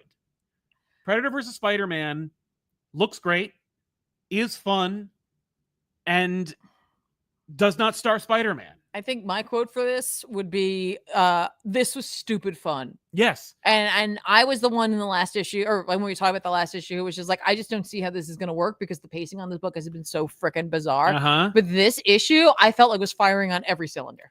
If there was a cylinder for Ben Percy to fire, he fired it in this issue. In the last issue of Predator vs. Spider-Man. The whole book should have been this issue. Like he nailed the fireworks finale. Yes. Essentially. Yes, exactly. Like the rest of the show was fine. Yeah. But then the finale, that's all you remember. That's right. And you will. Great, fun, ridiculous. When it ended, I remember, like, I was thinking about like what I would do with a Predator versus Spider-Man, like how I would do it, and it's just not this at all. No. But it's not like that means that it's bad. It's just that it wouldn't have been what I would do, because I think Percy had different priorities than I would have. You know, like mine is like, oh, you got to do like Kraven's Last Hunt, but with a Predator. Yeah. Like, if you're gonna put Kraven in there, and I don't mean like redo Kraven's Last Hunt, but like it's got to have the same dour, moody, atmospheric, maybe black costume kind of feel. It's got to be It's got to feel like Batman versus Predator. It's got to be 80s grit. That's not what this book is, though. It also has 80s exploitation movie grit. Like it has B 80s movie horror in it, but not. And by the way, not like Friday the 13th, Nightmare on Elm Street, Halloween kind of grit. No. 80s like canon movie grit, like where it's where you're like, oh, I wouldn't do that. Yeah. And then they do it anyway, and you're like, oh, okay. Like shoving Mary Jane and Blonde Girl into a den of rats and just having them drown in rats. Like it's it's gross and exploitative in its own way, because it's like, watch these two women like just be like, you know, attacked by rats, like ravaged by rats, and it's like, that's why would you do that? It's like, but also there's a hulking skin ripping monster that's hunting them, like it's on one hand it almost does what you want, but on the other hand it doesn't go far enough, but then also it goes far in another direction. You know, Spider-Man doesn't like get to, you know, when Batman first meets the Predator, he loses and almost dies. And then he's out for issue 2. Like he's out of commission. You know, that's kind of what we want from Spider-Man versus Predator. Like Spider-Man's like, ho, hey there, like nice mask, you know, that kind of joke. And then he just gets his shit rocked. And you're like, oh no, he might lose. And then, you know, he triumphs at the end. Like that's would be fun.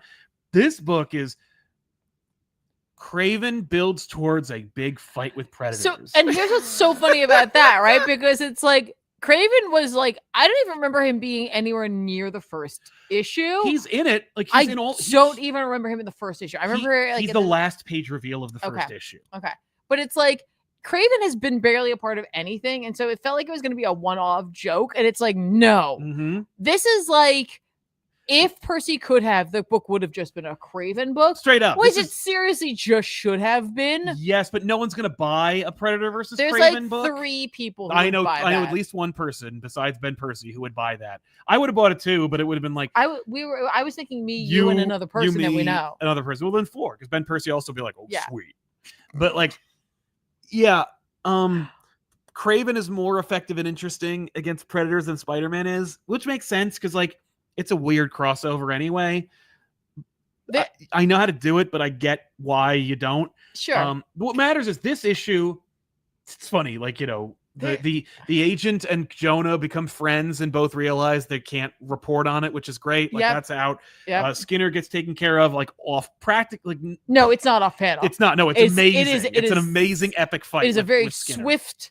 It's a swift, definitive end. Yes, for sure. To Skinner. And maybe that's where we could have, like, I mean, it did make it exciting and action-packed, but, like, we could have pushed some of the stuff from this issue into the last one. Yeah. I don't know. But, like, but it's more, but Kraven, like, Kraven saves the day. Spider-Man saves the day. Because, like, yes, we get a straight-up classic Predator ending where the Predator's like, I lose? Oh, okay.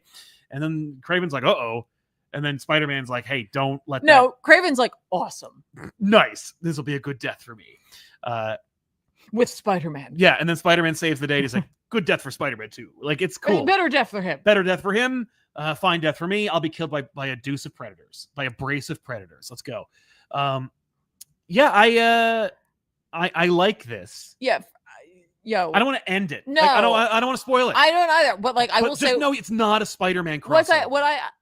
Was I shocked by this ending? Yes. Did I anticipate it? Did I read it before you and then go, hey, did you read this yet?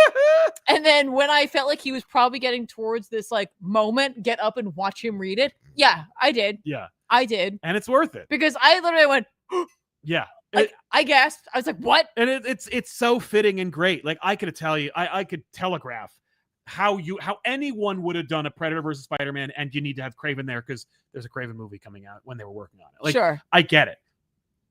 I'm glad they didn't do that. Sure. Does this make total sense? Like in the most movie of ways, yes. Yeah. It's like 100%. It's a popcorn action book, which is really all it needed to be. This is like a movie. It's a movie in a dingy theater that like you don't eat the popcorn. You know, you're like, oh, I'm just here because this is the only place that's I was showing thinking I it. was at home. Oh, that's fair. Yes. It's my popcorn. Do I want a sequel? Yeah. Oh, yeah. Oh, and I think we're going to... Well, this one says it ends with Predator kills the Marvel Universe. Like, we are getting a sequel. We are getting a sequel to this. Of all the things, although Dr. Cornelia shows up. So, like, yeah, it's connected to, like, Ben Percy talked about it. Like, how it's all part of a microverse. And he called it a microverse. It's not a microverse, like, with tiny people. It's another universe where Yautja fight Marvel characters and all those things, all the Predator versus Marvel characters stories happen in the same umbrella. So you're going to see that. Yep.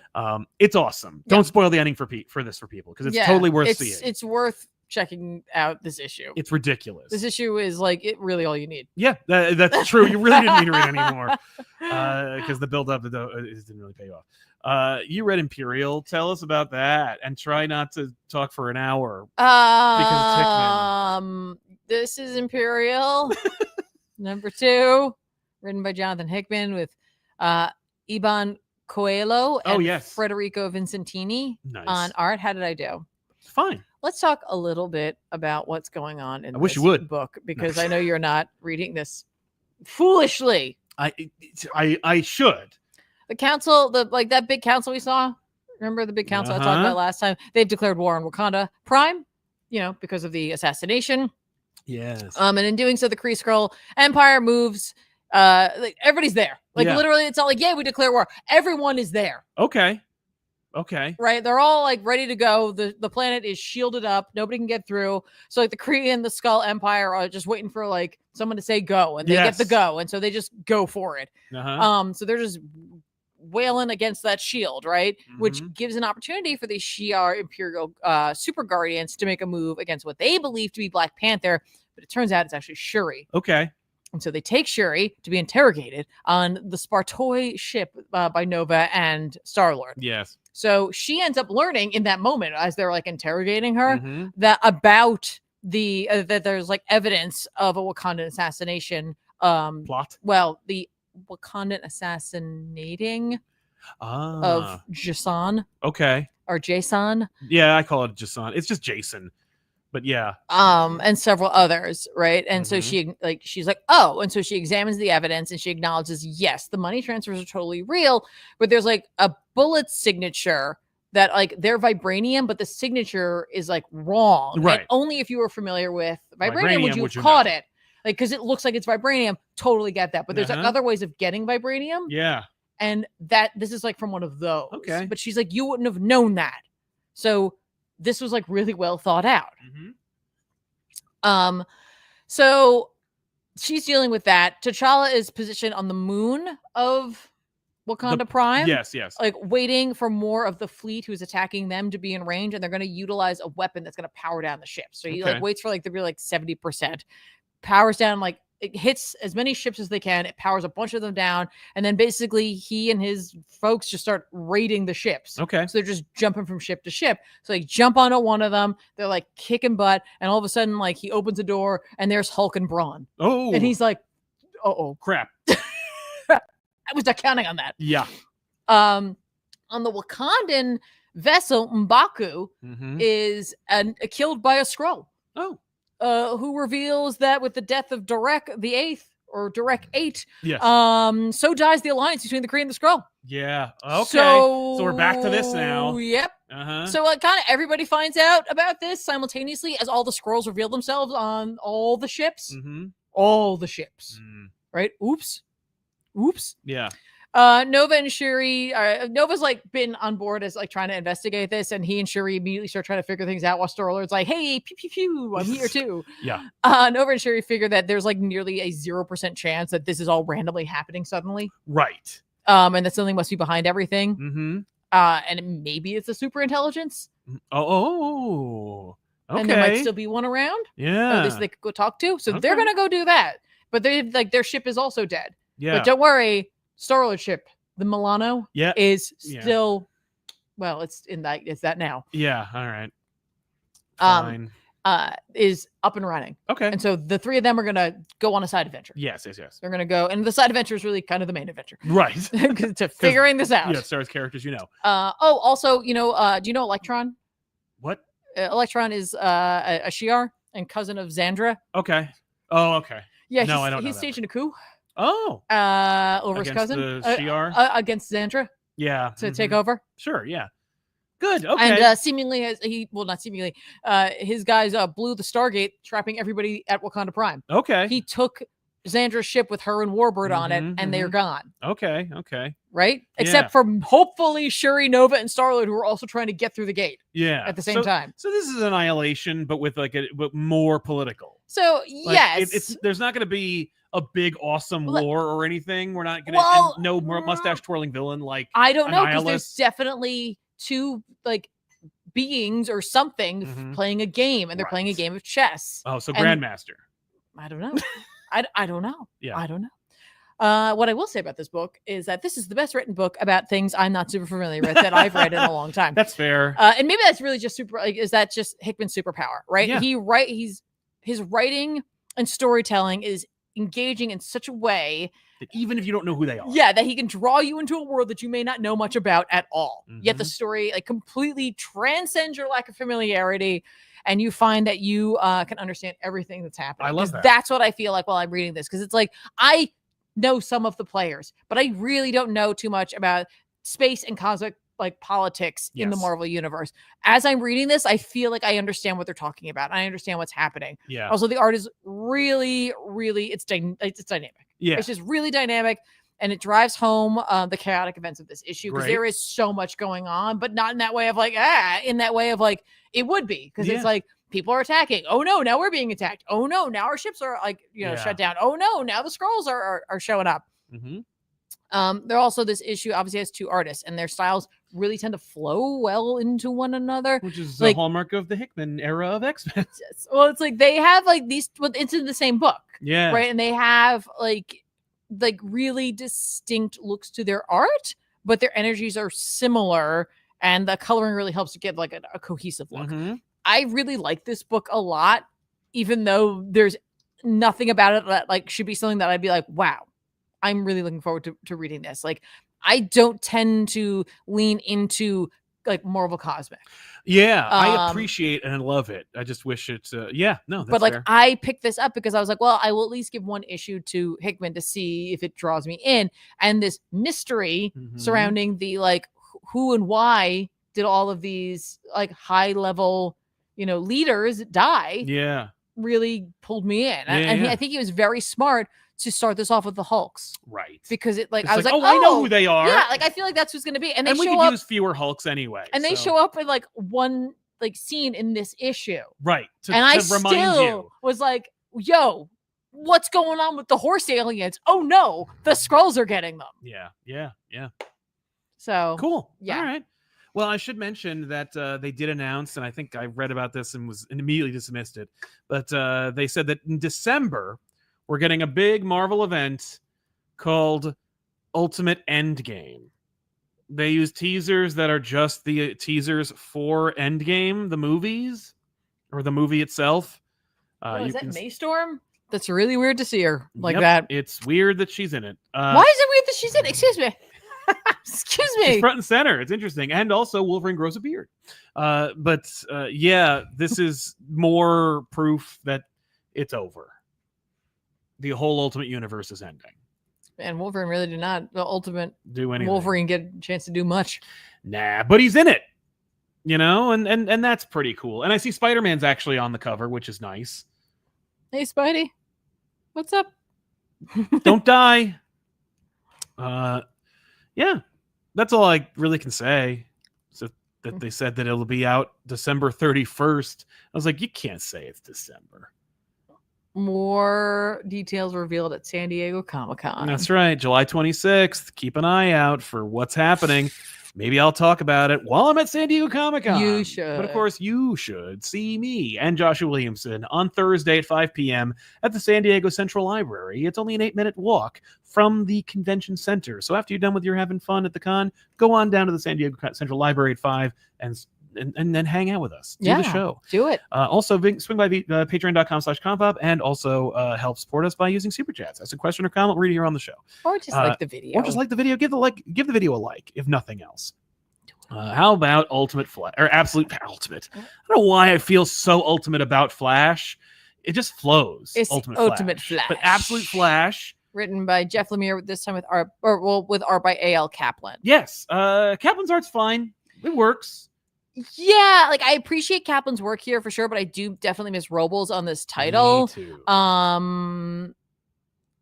Yeah. Yeah. Wally finally dons the suit. We see more connectivity between him and Grodd, which is cute and fun. Though there's also that lingering element of Grodd being a double agent. Well, I don't even think it's just that he dons the suit. Like, this is the first time that he puts it on to be heroic. To be a hero, you know, like, because it's like, oh no, Heatwave is. Well, yeah, remember Heatwave? calls him Heatwave, but it is in fact Heatwave. It's absolute Heatwave. It's absolute Heatwave. And someone even mentions, I love that woman. Yeah. Who's just like, oh no, it's just like Gateway City. I'm like, honey, it is not. That is a lava man. That's a lava Gateway man. City had the Tetracide. The Tetracide. Little apples and oranges here. Yeah. It's bad in as much as well, a big silly monster is attacking our Gateway city. City had the, the harbinger of the Tetracide. Yeah, the upside down pyramid. Then the Tetracide. Then a big Medusa running around the city. Yeah. And don't forget the debut of Wonder Woman on a friggin' Pegasus skeleton. Yeah, I'm just kind of feeling like Lava Man, not quite the same energy. Like, oh no, it's just like that. I'm like, maybe for you. Yeah, but and I'm not. By the way, I am not critiquing Jeff Lemire. I am critiquing that's how people are. Yeah, that character. What a tool.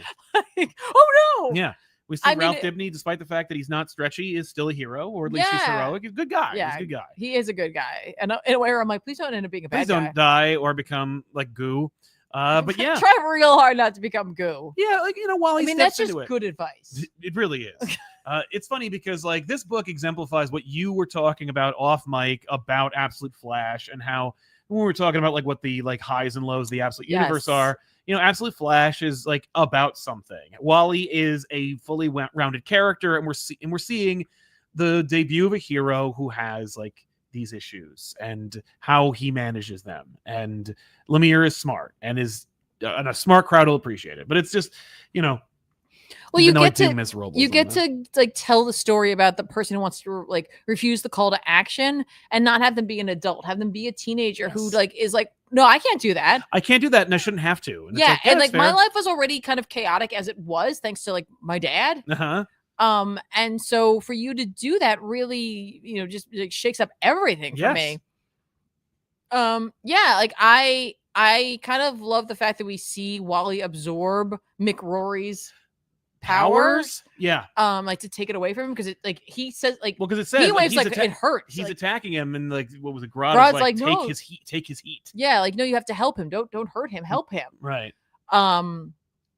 And when he does that though, Wally is like immediately thrown back to like Barry. He's that's funny you thought it was that. I was like, it's a guy with a hand. Well, that's true. Oh, I'm sorry. I thought you meant the. No. I thought you were talking about him, like not because he was like, oh no, this is just like with Barry. No. He's temporarily transported elsewhere where he sees like a hand reaching for him and says like Wally, and I'm like, and it's an image that's very nebulous. Like it looks like the beginning of time in the DC universe, right?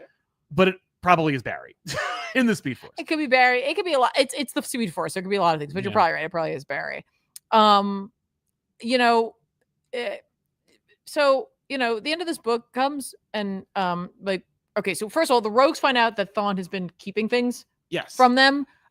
Lo and behold, your like shadowy government official who gave you all powers is secretly hiding things from you. Who'd have thought? Come on, people. Yeah, right? I mean, I guess if you're the kind of person who's like, no, I'll just do anything for powers, you're like, I don't think too much about it. That's fair. And these guys are very like shallow. Yes, for sure. But like Captain Cold, they're Captain Cold allegory, whatever. It starts to question some things for sure. And they have also brought Wally's dad along, and like they suddenly realize like, where is Wally's dad? Right. And Wally's dad is exploring. Yes. And what does Wally's dad find? But a bunch of tubes with what I thought were white Martians. Right. Immediately, my brain was like, "That's white Martians." Yeah. I wasn't sure, and I don't know. But I think that the inclusion of Gateway City is so important because they were like, "This is connected. This is connected to Absolute." Almost every single book has referenced something like recently. Like their issues recently have something in them that tethers them to the other ones. Yes, which means that they're starting to try to coalesce. They're like, pull them together. Maybe something's going to happen. I don't know. I really don't know. Yeah. I feel like issue 5, like this book maybe grabbed a little more attention from readers, but I think for some readers is going to feel like it's a little too too late for them. That's fair. I think some folks are like, there's just not enough happening in it, but I feel like this issue, I was like, this reinvigorated my like enthusiasm and an interest in this series. The last couple of issues, I was like, kind of like, I don't know. I think, but this is like, oh, okay, Lemire is going somewhere with this. So losing the artist that we had was a shame. Yeah, like I think if it had been Lemire and Robles the whole time, you could at least justify it the same way that like Absolute other things, like Superman, for example, a book that I'm not thrilled with, but like I can't deny it looks great. It's consistent throughout. It's like you can just say, you know, whether you're not on board or whether you're on board or not. Yeah, it's doing its job. With this, it's like it is doing its job, but also sometimes the art isn't as successful. What do you think of Ultimate X-Men? I know how much you love this book. I do love this book. Yeah, Peach Momoko, Ultimate X-Men number 17. Yeah, it's just a great series. It's a great series overall. In this we get to see like a plan of action finally come to fruition to save Hisako or Armor from the Children of the Atom. So the group launches an attack against them in order to allow other characters to kind of sneak in the back door, essentially. They have an opportunity to like face some surprises in order to free her. You know, listen, don't think for a moment. We're dealing with these characters. They're younger. You know, there's obviously a bit of like anime manga influence here for sure. So don't think for a moment that we are not going to be relying on the power of friendship. And I don't care. I'm here for it. Yeah. If any other that's book that's how Sailor Moon fixed most of her problems. Yeah, so why rarely. can't May Storm do that in this issue? Yeah. You can kill the minions, but the big bad needs to be defeated with the power of friendship. Yeah. That's It's really what it is, right? It's fine. I love it so much. Why wouldn't it? This is one of those things where it's like I love how like in Western comics people are like you can tell they read or watched something, One Piece. Yeah. And yet with this it's like, well, yeah. She's from Japan. This book is manga. She is Japanese and she is from Japan. But this issue in particular had me thinking about Stranger Things, but it's 100% its own thing. Yeah. Sure, it's gonna remind you a lot of things. But there was like a moment where I was just like, cool. Like I was like, cool. This is yeah. And again, we are treated to a blend of like Peach's you know, like cute fun style, but also like, and here's some body horror. Yeah. Here's some scary things too. And I'm like, yes. And I really just kind of love that. There's just something about those two things going side by side that is just very much my vibe. Agreed. I feel like Momoko-san here is on like another level of storytelling. She is wildly talented. Yes. And I just kind of feel like she brings an incredible like creative energy to her projects, and Ultimate X-Men is no exception. Sure. She's kind of like this like powerhouse of a creator, and I really love the way her imaginative mind works, because it's like what happens in this issue I just didn't see. Like I was like, cool, they're gonna go do this, and like, oh, maybe they'll happen, maybe it won't, I don't know. Like what ends up happening right at the end, I was like, wait, what? Okay, cool. What? Yeah. So it's just really, really fun. Also, the lexicon at the end is very much about May Storm. Okay. And yeah, excellent. Right, It's just, you know, just a little more information about her, which then based on what we saw with Ultimatum or whatever that was. Oh yeah, Ultimate Endgame. Ultimate Endgame, whatever. Yes. Maybe that makes a little more sense of why they would push that. It's very cool. Yeah. And finally, Absolute Batman number 10 from Nick Dragata and Scott Snyder. This continues the Absolute Bane debut. Yes. Batman Bruce Wayne has been kidnapped and taken to Arkham. His jailer is Dr. Arkham alongside Bane as a kind of like experiment / jailer / head of security, whatever you want to call it. Of course, Batman went there because his best friend in the whole wide world as of the last 3 issues has been kidnapped. And Wayland has been experimented on, as you can tell, and you can imagine. In Arkham, this mysterious facility that sprung up practically overnight and is impossible to penetrate / figure out what's going on in it. Batman infiltrates it within the last issue and is immediately captured and broken apart. This whole issue is essentially Batman, Bruce Wayne being tortured and picked apart and, in fact, experimented on. And we watch him and his resolve eventually attempt to triumph, while we also establish why this Bane is so sadistic and scary. I think that a huge achievement of this is Dragata's art. I'm not, as I've said, I've never been a huge Dragata fan until Absolute Batman. I can say that when Dragata's, firing, he's firing on all cylinders. I finally understand, or maybe I don't. Because I love the Abomination double page splash that shows the title and the credits. Yeah, it's so striking and it's so gory and disgusting. Mhm. First one was all sinew and muscle. This one is more about like the leathery, exterior of what Killer Croc will become. Yeah. So I'm like, oh, like it's all about transformation. Mhm. At first I thought it was we were watching the sequence of transformation, but I'm like, no, we're showcasing character. Mhm. There are a lot of successful moments in this where I loved the visual. Like, you have to admit that Absolute Poison Ivy looks awesome. I think that I loved the visual of Absolute Poison Ivy. It's funny. It's like I actually, until they said Isley, I thought they were doing Absolute. I thought it was Swamp Woodrue. Thing. Oh, okay. Like I thought we were gonna go that route. Me That they too. had like wrecked him and that's burned interesting. him, and that made me sad. I thought it was. But then it was Poison Ivy, and I was like, oh, that's even more sad. I thought it was Floronic Man. Interesting. And I was like, oh boy, that's cool, because Woodrue's connected to Gotham. Yes. But no, it was Isley. But the image, that last image of her, I was like, that's really cool. Yeah. That's a cool idea. And then I don't know if she dies or not, and it's hard to tell. She could or she couldn't. She's connected to the Green, but the image of I was like, I hope they don't throw her away. That would be lame. Yeah. But I see there's an interesting there's an interesting dynamic here where, like, Bruce's pantheon, his rogues gallery are friends of his for the most part, the big ones. Sans Joker, who is like an opposite Batman. He's like an influence. He's money and power, and he's not horribly scarred and stuff. So what are we going to do with the rest of them? And then it's like, oh, well, how about we just shotgun their development by having them all be crazy experiments in Arkham, which is kind of smart because they all stay there anyway. Like, in the real universe, they're all in Arkham.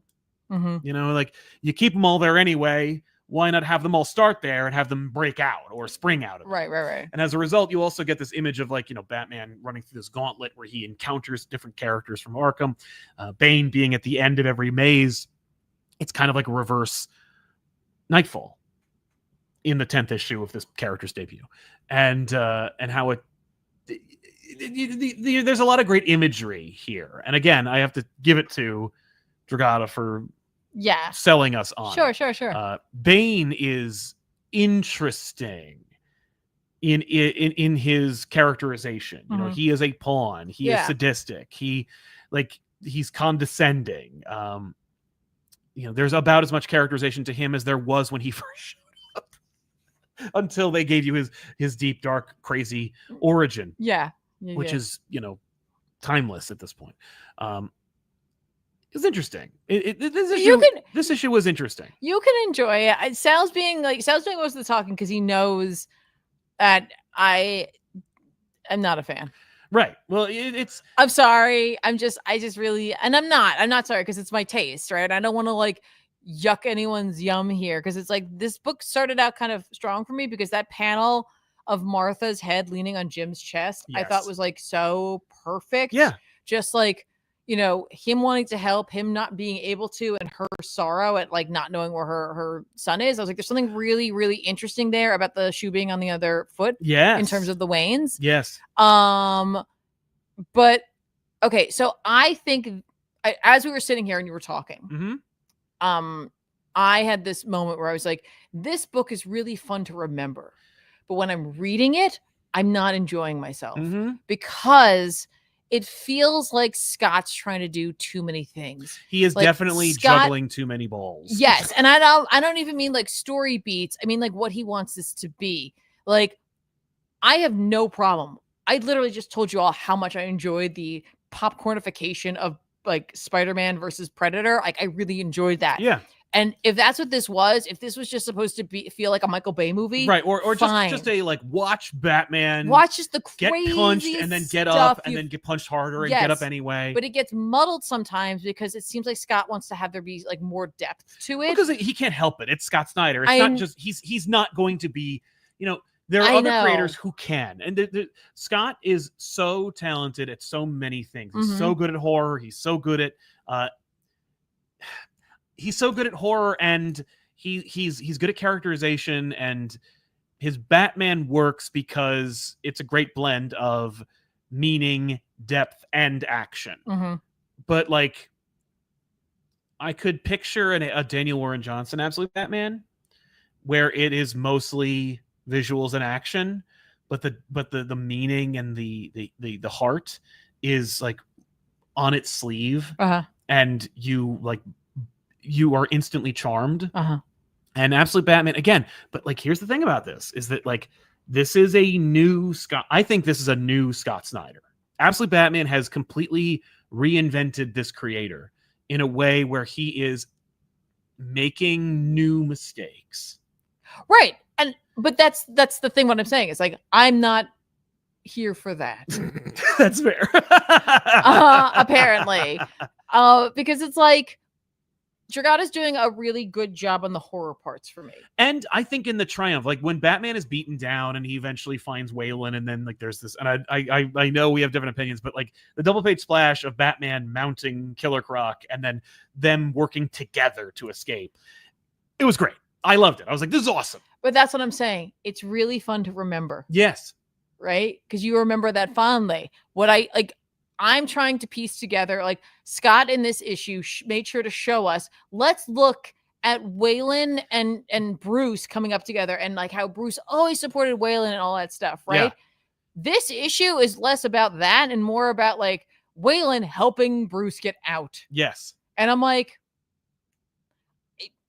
that doesn't really support what you were showing. Like everyone that Batman knows, their life is turned to shit by knowing him. Right. He is a life ruiner. Right. And I'm like, and that's fine. He's a totally different Batman. Yeah. Totally fine. I mean, it's Darkseid's world.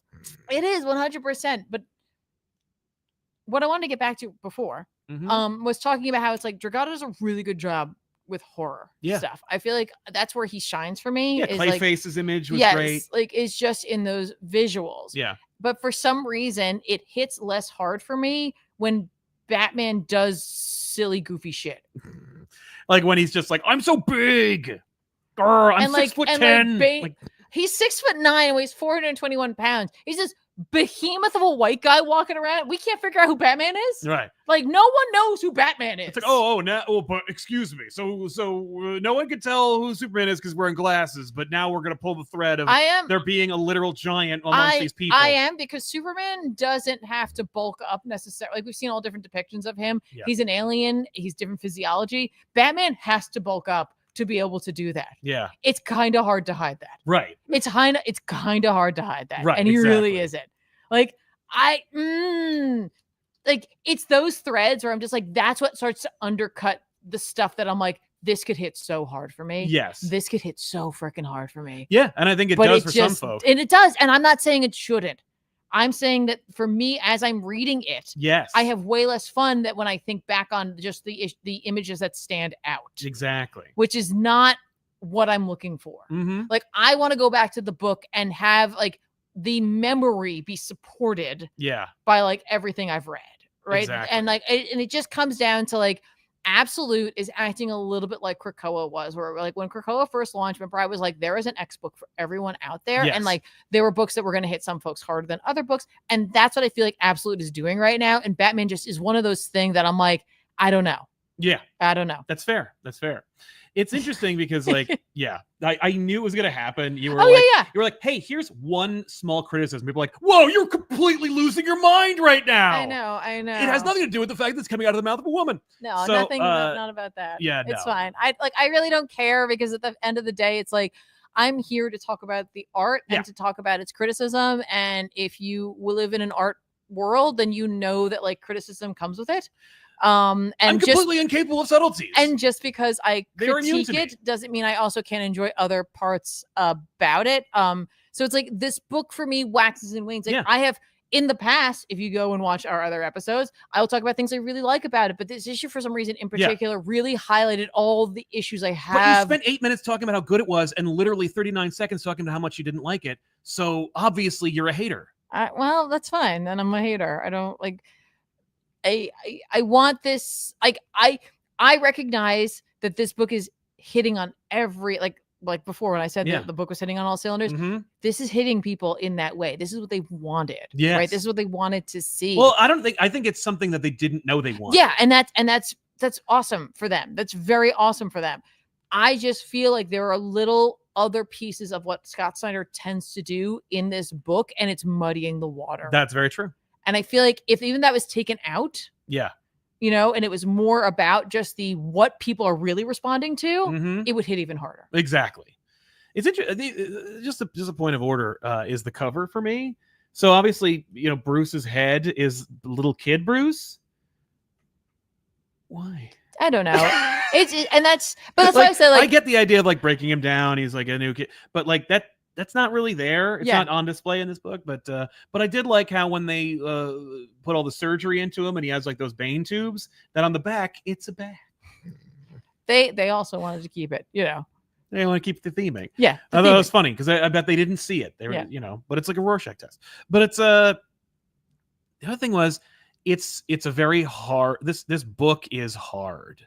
Like it is a hard issue. Like there's a lot of horror, but it's a lot of body horror, and it goes really I titled the episode like, is this book going too far? Right. When I mean that in a number of ways. Like, was this issue mostly torture porn? Like, was this issue going further than maybe it was prepared to go? Not even in terms of tone and story, or in terms of tone and like, heft, but rather in terms of like what the story is about and where we're supposed to be going here. Like, should Batman be completely destroyed and demolished by issue 10, only to have him pick back up and just be a total badass again? Like, how much of him is faking? How much of him is actually triumphant? I posited when we were talking off mic that the whole thing was a fake out. Every time that but like, why would one, if he could succeed? You pointed out, like, when they put the suit in front of him, like, you believe he's broken at that point. And I thought it was performative, that he was like, the whole thing is fake. But why would I feel in that sequence? I think it was, and so here's what frustrated me about this, right? Like, obviously, this is a green Batman. Yeah. So this is like simultaneously. Did Scott write year 1 or 0 year? 0 year. So it's like simultaneously something like that, where it's like, here is a totally brand new Batman who also knows how to do everything, but he's gonna make mistakes. Yeah. Right. And this is the biggest mistake of his career, which I also get. And and like, part of him was going into Arc M to find out what happened to Waylon, but not really. It wasn't like this is all part of his plan in order to find him. Well, like, he seems like surprised when he comes across him, although he immediately recognizes him. Well, and also like, but Dragotta did a good job of making the model that he had created for Waylon the face. I was like really impressed by his translation from Waylon as a guy into Waylon the face, at least, as Killer Croc. Exactly. I was like, really well done. Yeah, that's fair. But anyway, sorry, I didn't mean to interrupt what you were saying. I also wanted to point out that, like, I know we're all like hyped on like, wow, we got to see what Absolute Poison Ivy is. We got to see like Absolute Clayface. I kind of feel like we're sprinting through these characters. Well, certainly, if they don't survive, or if they're only all they're all stemmed from the same source. It's like, oh, okay. Like, I mean, I guess I could see where they would go in another direction when they freed themselves. But still. Like, and that's where I feel like this book is at odds. This book wants to be new and exciting and big and like, I don't want to call it like a bro book, but like just something like that, where it's just like, it's action packed and it's like all, it's a million anime you've seen before, right? But also wants to be a horror book. And so instead of doing one of those, we'll just make Bane more horrifying. We'll do Bane. We have to do Bane. Right. We got to hit all the big ones. We got to do Bane and we got to do Joker. Even though like Bane, like you could never have done Bane within the first 70 years of Batman's history. Like you needed to, Bane could only have come about in the early 90s. But like, so like the book is like, we have to go forward with it. We have to do this. We have to do this. Yeah. But some part of Scott is like, but I want to tell story. Like a slower story, a different story. Right. And that's where we're seeing Absolute Poison Ivy. That's where we're seeing Absolute Clayface, Absolute Mr. Freeze. Yes. Like we want to tell those slower. Right, but only 2 issues of Absolute Freeze. Because we got to get back to the other thing. That's what I'm saying. Like this book to me constantly just feels like it's doing this. And it feels like if one was removed, it would just be more like streamlined. Natural. I don't know. Yeah. I think that the book overall is still successful, but there are moments where I'm surprised. Like I think one of the worst moments in Absolute Batman is the Dark Knight Returns allusions.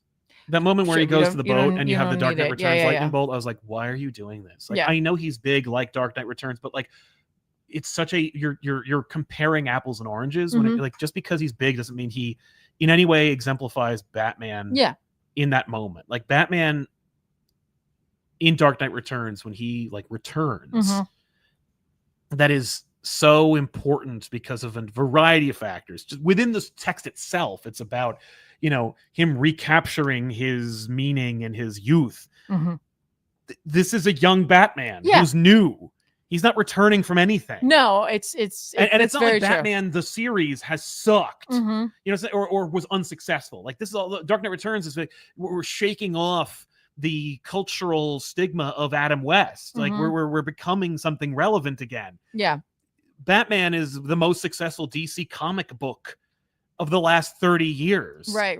Why are we suddenly celebrating this new version of Batman? Like, every version of Batman is the most successful version of Batman. Yeah. You're not Dark Knight Returnsing anything. Right. No, the only thing is literal. The only thing is, but he's really big though. And it's like, there's nothing there. Yeah. And it's like, and also making that connection only connects the two, which you shouldn't be trying to do. Because if you want this character to stand on his own, which is impossible because of the 10,000th version of Batman in the last 45 years, don't do the leg, like don't give them that right as a criticism. Right. And I just want to remind folks, just in general, I'm not saying it's not like there's anything in chat. Just in general, when I share an opinion, I'm not trying to convince you I'm right. No. And that's not what an opinion is. That's not what a criticism is. That's not what two-way. Right. Sal and I are having a conversation in general, and I'm having a conversation with you. But my end goal is not to convince you I'm right or to change your opinion. My goal is to share my opinion in general. Hopefully, you think about it. I'm not saying change. No, I'm saying enjoy the book. I'm saying, the book's successful. Yeah. I'm not this is not going to move the needle in any way. I'm right, or like, oh my gosh, stop buying the book. No, enjoy the book, have fun with it. Yeah. But I want to point out, like, here's what I thought about I just kind of felt like this about it. Like, it's not, it's not rocket science, and it's not in any way an attempt. But like, that's what opinions are. Or clip what you say and put it on Twitter, and then like try to get ratioed. Whatever. Like, do what you're gonna do, man. Like, I can't. I'm not here to take away your joy. Yeah, we do want to convince you to buy books that we do love. Yeah, and I want to and if what I'm saying you're like, but that does resonate with you, that is what I want to see, then I hope. Right? And if you're not reading this book, go freaking pick up the book, because then it is absolutely for you. Absolutely. It's true. But But yeah, so just if you're liking the book, dope. If you're not liking the book, fine as well. There's probably an absolute book for you. If you're reading all the absolute books and you love them, great. Even better. Fantastic. That's awesome. The multinational corporation that puts them out really appreciates your support. But if you think that was me being mad about something, honey, you've never seen me drive a car and sit in traffic. And just quietly seethe. Right. So what's not quiet at all? No, but I try not to make it other people's problems. That's fair. But the question is, what is your book of the week? I tried. Obviously, it's absolutely bad. I tried. Well, what's funny about that is that you could say in a way that it is. That it is because it was the most. It generates discussion. I love discourse about this type of thing. I really, really do. I love talking with you about these things, especially when you and I don't necessarily agree on something fully. True. It's actually more enjoyable. Yes, for that, because it's I want to hear what you have to say. Yeah. I want to talk about what I have to say. I want to take what information you gave me and reconsider it 1,000%. Yeah. But that's not what it is, because there's so many great books that came out. Because you did a lot of books. Because I sat here and I was like, I'm going to try to pregame this. I'm going to try to figure it out because because Zatanna ended. And it was such a spectacular series. It was very much up my alley. I absolutely loved it. Predator versus Spider-Man did something I didn't think possible, which was save that series for me. This issue was I was like, talk about a book series overall, not just this issue, but a series overall where it's just I'm remembering more fondly than maybe what I read. Black Panther, I had a whole diatribe about the fact that it's such a beautifully consistent book that has been doing playing the long game with us. Yeah. New Gods was freaking phenomenal. And we got to talk a little bit about what comic book art is for sure. Yeah. But my book of the week this week is Imperial, because this book is definitely this is where my brain is at right now, and it is making me interested in an area of a comic book universe that I don't know a ton about and don't normally care a lot about, and I do care. Yeah, I think that's my book of the week. That's fair. I think I am actually going to give it to Absolute Totally Batman fair. because of how successful it was in its ability to unite people and also divide them. It was a great conversation. Yeah. And I loved what they did with that with Predator versus Spider-Man, but I can't Absolutely say fair. that it was better than this. Yeah. But I did enjoy this series as well. I like the book, but but overall, it's just something else. So yeah, let's jump into some super chats. I'd love to. Arduit says also the AEW DC crossover is awesome. That image of Lobo versus Hangman, Adam Page is everything I want in a poster. glad for that, man. Big Bust is saying you guys are awesome. Well, Thanks, I appreciate you. We Thank you appreciate so much. Man. You're awesome. Arduid comes back. C-Pop Woo. Also, Ab's Batman was insane and terrifying. It was not what I was expecting. Also, between New Gods and Resurrection Man, Ram V and Evan Cagle have made me a fan for life. Yeah. Peace and love. I agree. They're really crushing it. They're really crushing it. And, it's every once in a while you just see a writer and artist come along and group up where it's like clearly they get each other. Yes. And it's like really fun when those pairings happen. I agree. For sure. Paul Williams, thanks for the super sticker. Which I think somebody mentioned that there was one that was a Shiba with, it was like a samurai Shiba. So if that's what it was, I love that. Nice. It's so cute. And thank you for that very generous super chat as well. Yes, we do appreciate it. Dex Baker is saying, I've personally witnessed normies of the street walk into my local comic book store specifically for this Storm book. That's really cool. I did not know that. That's awesome. I freaking love that. It's like people just hearing about this book being like, I need to read this book. Yeah. Amazing. Mordecai says, finally caught Up in the Sky Deluxe, hoping something similar for Batman Universe down the road. Is there any other Walmart books that is just as good? No. Those two are excellent, and I think those are kind of it. There were other Walmart books, but they only did like original initiatives for Batman and Superman, which was great. And I'm glad they did because they both, Bendis and King, crushed it. Those were great books. Excellent. Paul Williams saying, really liked the One Bad Day Riddler episode. Question, what book in that series would you most like to see their first impressions and reactions of, good or bad? I think probably... my first one was Riddler, so that would be the one that I would want to have seen. That's why I did it. But the next one's up would probably be something like Ra's al Ghul or Clayface, and Mr. Freeze. Those are the three that I would want to do right away.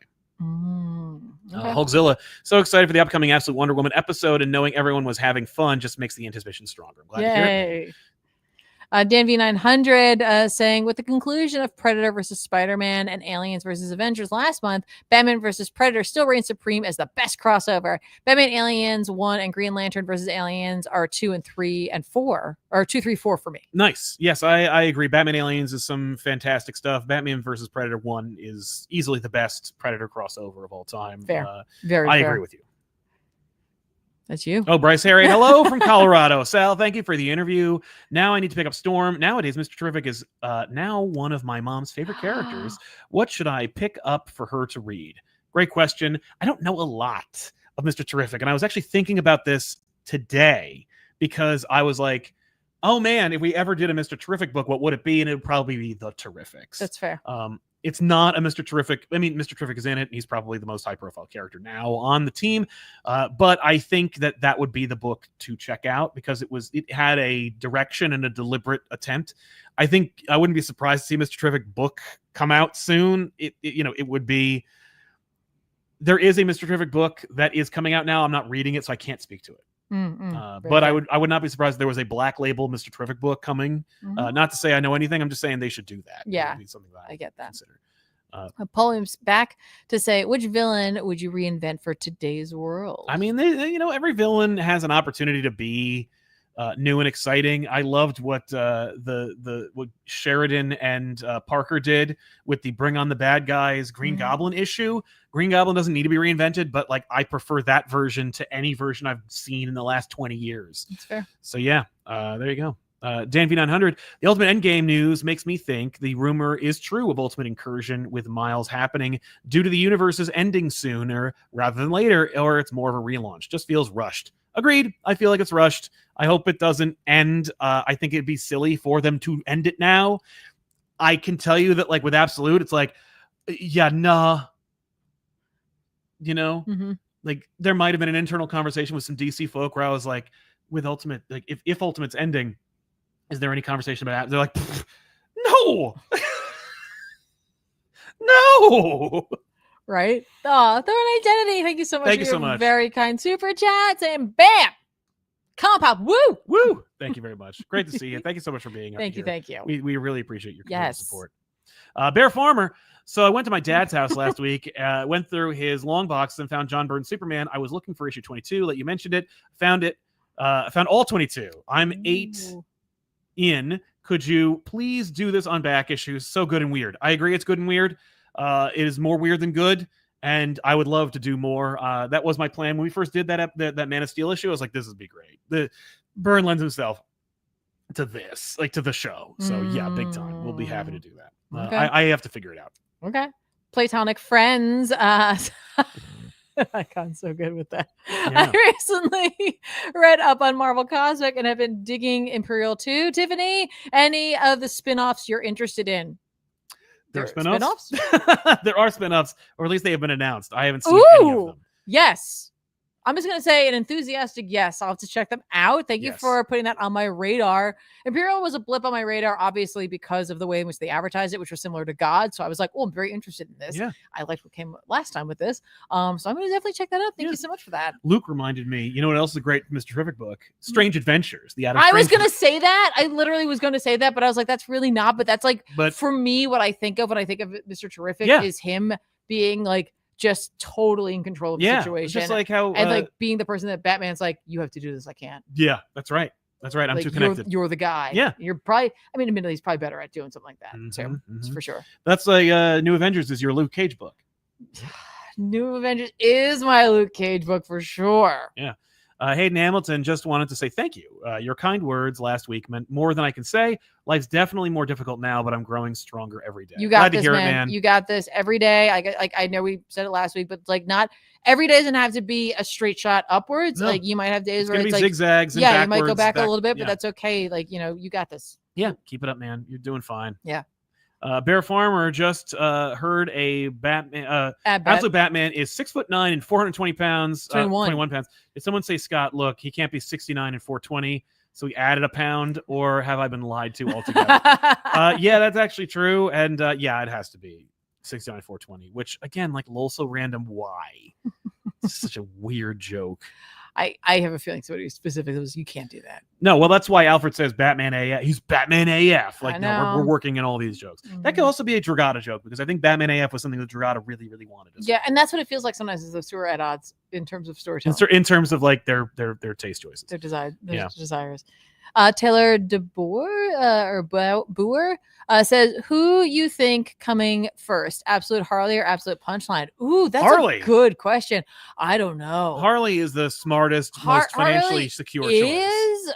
But in terms of Dragata's style, I could definitely see him killing an Absolute Punchline. Who's to say she's going to show up there? No. They will launch an Absolute Harley Quinn book. Oh, sure. But I'm just thinking like in the Bat book, then Punchline. Punchline would be the smartest choice because she'd actually be a cool villain to do, as opposed to Harley, who like they can't get away with making her a villain anymore. Yeah, like you can't just do. They could. I mean, I'd be the first in line to be like, yes, make Absolute Harley. But I think her like look and origins kind of lends herself to this universe already. Yeah. So maybe they might shy away from it. I don't know. You know? Yeah, it's weird. Interesting. Yeah, that's fair. Joshy20, howdy from Australia. Well, good day. I'm doing a comic club for friends on All Red Silver Surfer run and starting with a character bio. What are important Silver Surfer publishing and character histories to cover? You need to check out the Mobius Stan Lee Silver Surfer book. You need to check out Silver Surfer Requiem from J.M. Straczynski, creator of Babylon 5. And can't get away from it. Ron Mars wrote a long run on Silver Surfer. I wouldn't recommend reading all of it necessarily, but like if you're looking for a beginning to end, a long run on that character, that's a good one. But like those tomes are all you need. Silver Surfer Requiem and the Mobius book. Mm-hmm. Those are your two you need right away. Also, what about history wise? History wise, what do you mean? Like just in terms of character creation. I mean, you need to read the origins, his first appearances from Coming to Galactus. You need to at least see the leak. I was thinking the behind the scenes. Oh. I don't know. Is there anything important you think about? There's one issue that you need, and it's Silver Surfer 50. Okay. And I think that's Ron Mars and Ron Lim. Okay. That will show you Zenla. It'll show you the culture of those people. It'll show you Shalabal and his relationship with Nora and Rad. It's also a quick and easy read. And it's one of, I think it's the first issue of Silver Surfer I ever bought. Yeah. Okay. So yeah. Love that. Did I read that one? Yes. The infamous Mike Manhattan says, have you talked about the situation with Diamond? Only briefly. We've touched upon it. I know it's even worse than it was before. The selling off stock image has been like, yeah, you're not just going to sell off merchandise that we own that's meant to go to other retailers for pennies on the dollar. No. So yeah, and that's the new owners of Diamond that are being like challenged. It's fantastic. I can't wait to see where it goes. It would be a great television series. And our anarchic arachnid says, I'm expecting Xavier to pop up in Imperium 3 to help his daughter and team up with Hulk and Wakandans. What do you think? Yeah. Well, he did go to space. I could see Xavier doing that. He's off world right now. For sure. Well, who knows when this is taking place? It's taking place now. You think? Or at the very least, like now / the future. I think it's the future. Chuck's in space. Yeah, I would love to see that too. Like, because his daughter is in danger. Yeah. You just roll. He's like, Well, don't forget what Chuck did during No, I know. the Xavier. I know. Don't mess with Charles Xavier's kid, apparently. Yeah. Well, or his just the one. Right, just the one. You can do whatever you want to Legion. They're better. They're better now. But yeah. So with that, we want to thank you so much for hanging out with us. Yeah, we do. Quick reminder that Tiffany streams on twitch.tv/compop and youtube.com @compop plays. You want to watch her play Marvel Rivals or whatever else she's playing, check those out on Tuesdays and Wednesdays. Yeah, we're doing a little bit of everything. Although I don't know what's going on this week for Wednesday. It's true. We'll see. But I don't have a plan. But check her out. It's a lot of fun. Just subscribe to the channel and you'll be But more importantly, if you're going to be in the San Diego area on Thursday at 5 p.m. Pacific time, you should head on over to the San Diego Central Library in order to check out Sal live with Joshua Williamson live. They're both going to be there hanging out, chatting kind of after the show stuff about, DCKO and all sorts of things, taking some questions. It's going to be think about it like a more intimate, more fun venue. It's off-site. We don't know if you need a pass to get there. So if you don't have a Thursday pass, but you're going to be in the area, I think it's going to be worthwhile going to 1,000%. There, it looks like there is a bunch of fun coffee shops and burger places on the way in the area from there. Yeah. So I think it's a great, escape from the craziness of the con. Head on over there. Definitely going to be worth it. Yes. So let's recommend some books that are coming out this week that we think you should check out. Yeah. Here we go. I can't in good conscience recommend Batman 161, but I will remind you that Hush or Hattush is continuing. It's still a book that's coming out. We got two absolute books that are coming out this week. Absolute Wonder Woman number 10 and Absolute Martian Manhunter number 5 is coming out. Yep. Marvin Manhunter. Marvin Manhunter. You should also check out Superman 28 if you want to know anything about what's happening with DCKO. This is the beginning, folks, and everything else that's connected. Mm-hmm. You can, by the way, you would have known that already if you checked out the most recent episode of All Stars with Joshua Williamson, which dropped on Sunday. So when you're done with this episode, just go on over there and check it out. Mm-hmm. Mm-hmm.